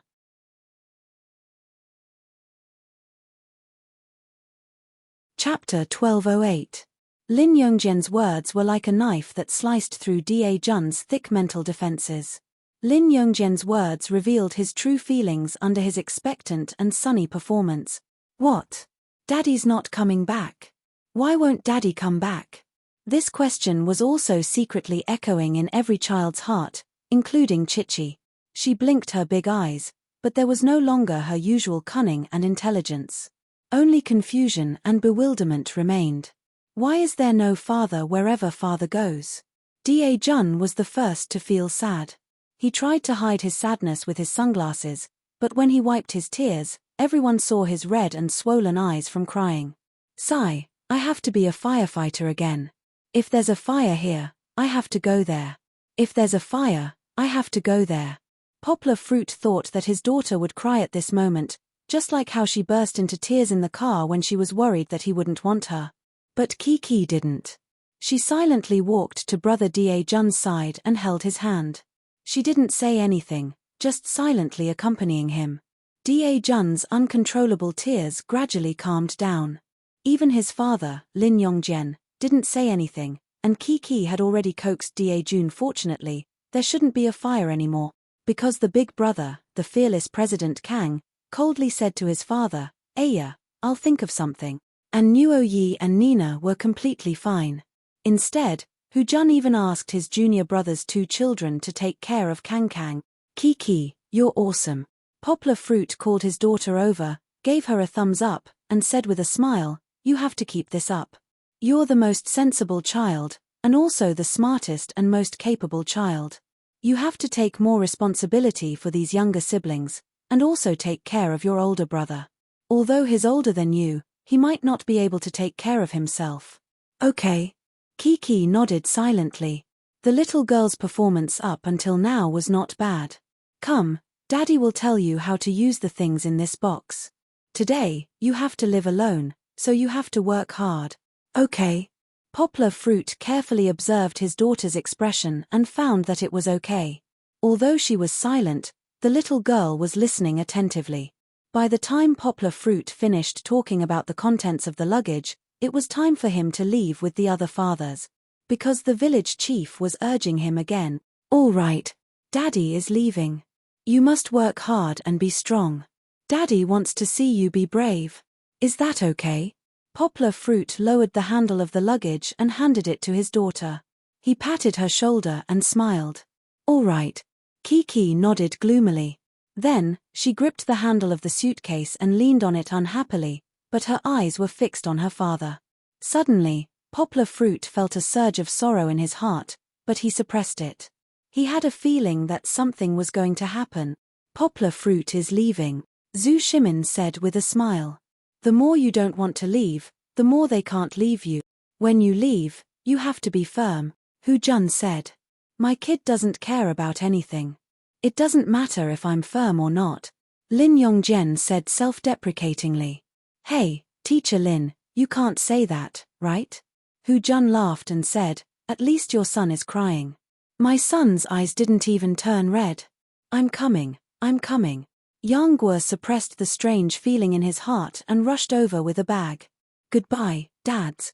Under Nuo Yi's lead, the children waved at the fathers who were about to leave. Goodbye. Even Da Jun, who was still choking with sobs, waved goodbye to his father. Goodbye, take care of your sister. Be brave, be brave. Zhu Shimin waved goodbye to Xian Xian. Poplar Fruit also said goodbye to his daughter. Although it was just a goodbye, seeing his daughter's pitiful little eyes and seeing his daughter waving but not saying goodbye, Poplar Fruit's heart suddenly trembled. I can't stay here any longer. Otherwise, I won't be able to leave her. Poplar Fruit gave his daughter an encouraging smile.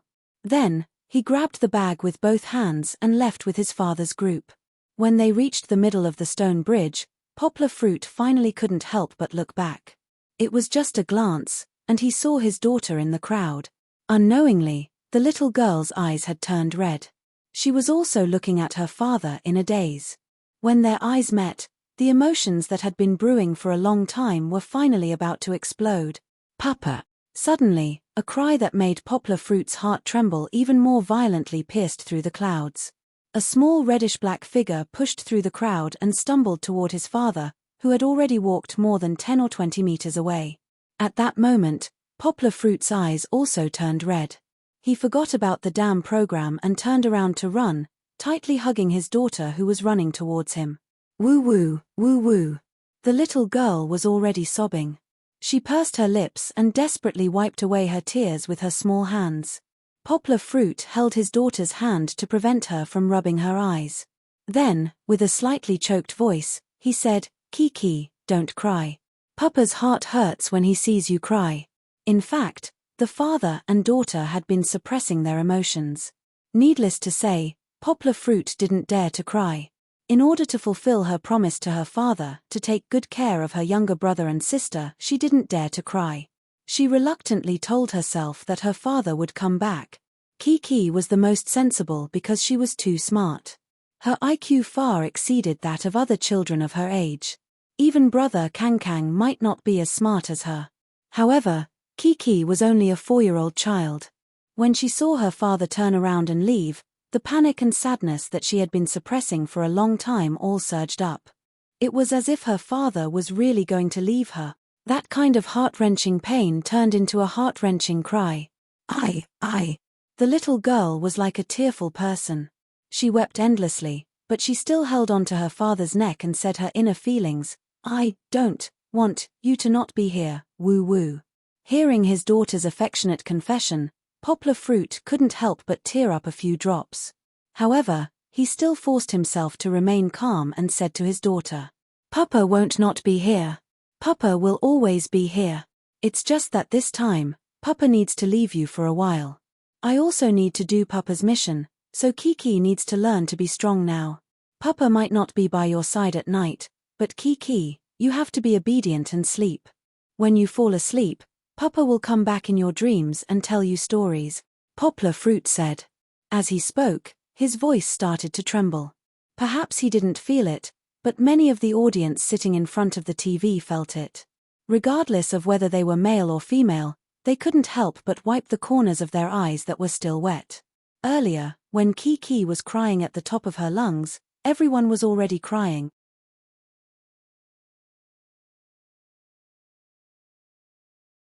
Chapter 1209. Papa. You must come back. Kiki pursed her lips and continued to cry. Papa promises Kiki that after Papa completes the mission, he will come back to pick up Kiki as soon as possible. Poplar Fruit took out a tissue to wipe his daughter's tears. His emotions were much more stable now, and he began to coax his daughter. Just now, everyone, including the other staff members of the program team, thought that they could finally breathe a sigh of relief and wrap up the segment of the father and child farewell. However, they did not expect such a thing to happen right before they left. Chichi, who had been putting out fires everywhere like a firefighter, actually exploded at the end. Only the cameraman in charge went over. Everyone was confused for a while in the wind before they came to their senses. A few of her friends gathered around her. "Don't cry, Sister Kiki," Xian, who was the first to cry, said in his unique hoarse voice as if nothing had happened. Xian was still very considerate. He reached out to comfort Kiki's arm. "Yeah, Kiki, we will all take care of you. Don't be afraid." Da Jun rubbed his red eyes and said. Seeing that Nuo Yi and Nina had also come over, Poplar Fruit smiled and pulled his daughter to turn around. He said, "Look, your sister is here too. You have to take care of her. Kiki, don't cry." Nuo Yi came over and held Kiki's shoulder to comfort her. However, Kiki still couldn't control herself. How could she care about her sister? Moreover, so many good friends were watching, but she was crying so miserably. Kiki was a little embarrassed and squeezed into her father's arms. Poplar Fruit could only help his daughter tidy up her hair that was a little messy from crying while comforting her softly. At this time, little Chuangshuan suddenly came over and whispered in Kiki's ear. Although he said it in a whisper, little Chuangxuan's hoarse voice was heard by everyone around. Poplar Fruit thought that this guy would say something to comfort Kiki, but he didn't expect to hear it.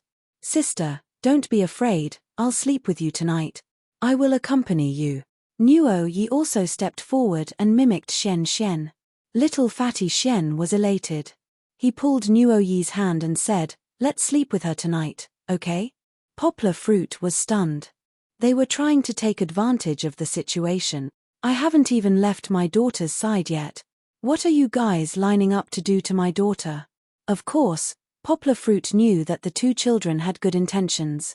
Therefore, he could only smile bitterly and not say a word. However, Kiki's mood was indeed much better after the children's banter. Especially after Nina, who had been following her brother all this time, summoned up her courage and walked over. Nina didn't say a word, but timidly reached out and stuffed her little hand into Kiki's. After realizing that it was her sister, Kiki hurriedly stopped crying and wiped away her tears. She didn't want her sister to see her weak side. Chichi had finally been taken care of as well. The fathers all heaved a sigh of relief. They pulled Poplar Fruit and prepared to leave. However, before Poplar Fruit left, he secretly ran to the village chief's place and worriedly confirmed, "Village chief, our children sleep separately, right?" His question was mischievously shown on TV by the production team. Immediately, the audience burst into laughter. Poplar Fruit, who was often jealous of his daughter, was really adorable. The village chief held back his laughter and gave him a reassuring answer. Poplar Fruit then caught up with the rest of the group and got on the bus to leave. After getting on the bus, before the bus started driving, the fathers who got on first had already started chatting. "Are you crying?" Zhu Shimin asked Lin Yongjian in surprise, who was sitting by the window with a gloomy expression. "No, I'm just sweating," Lin Yongjian quickly denied. He even took off his glasses to wipe his sweat, but in fact, looking at his gloomy expression, everyone thought that he wanted to cry. Poplar Fruit definitely cried just now. Poplar Fruit, right? Zhu Shimin asked as he patted Poplar Fruit, who was sitting beside him. Poplar Fruit chuckled and nodded graciously. He said, "I couldn't help it just now. Your daughter screamed just now. We all wanted to cry." Lin Yongjian commented, "Poplar Fruit, among the five of us, you're the youngest, but I feel that you're the best father. At first, I just thought that Kiki was very sensible, but then I realized that your relationship with her is so deep. Can't be separated." "Of course not." Poplar Fruit modestly waved his hand. "Sigh, but Kiki and I really have a good relationship." Poplar Fruit seemed to be reminiscing about the past. He sighed with emotion. "When the nurse handed her to me when she was just born, I felt that I couldn't leave this little girl. Tossing and turning, ups and downs, the difficult days passed, the good days passed, and in the blink of an eye, she's already a slender and elegant 4-year-old girl. But really, we should separate for a period of time and let her face the world alone." Poplar Fruit was somewhat unable to continue. "Your heart feels like it's being cut by a knife, right?" Hu Jun laughed, patted Poplar Fruit's shoulder, and said, "It's okay. When I took care of Ju I also walked through it like this. But sometimes, as fathers, we have to be ruthless and appropriately let go of our hands." Poplar Fruit smiled gratefully and said, "Brother Hu, help me take a look." "How are they?" Poplar Fruit didn't dare to look, afraid that he wouldn't be able to bear to leave. "It's okay. Look, no one is wiping their tears anymore." Hu Jun looked for a while and said with a smile, "No, our child is actually the best. As long as he has companions, nothing will happen to him," Zhu Shimin said with a relieved smile. Poplar Fruit couldn't help but stand up to take a look. He found that Kiki was really much better. The little girl was holding Nina's hand charmingly and no longer crying, but she would still look at the bus that the fathers were riding. Yes, there should be no problem. She has a strong sense of responsibility. Even without her father by her side, she will definitely be strong enough to complete the mission and take care of her younger sibling. Poplar Fruit suddenly felt gratified. He was happy for his daughter. "Driver, let's go." Poplar Fruit said with a smile, "If we don't leave now, I reckon that they will continue to look at us like this. Once we leave, they will be fine. Let them play." Let them have some fun together as children. There will be a lot of fun things. Zhu Shimin said with a smile. Definitely. It's okay. Hu Jun said. The bus slowly started. Although the fathers all said that, they all looked closely at the children who were gradually disappearing from their sight. They were still a little worried in their hearts, but they believed that there was more hope. They hoped that the children would be able to have their own fun while their fathers weren't around. You're tuning in to the Dreamy Chapters YouTube channel.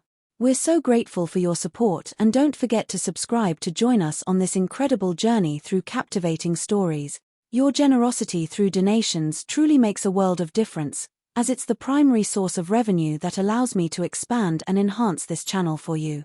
Thank you from the bottom of my heart for being a part of this adventure.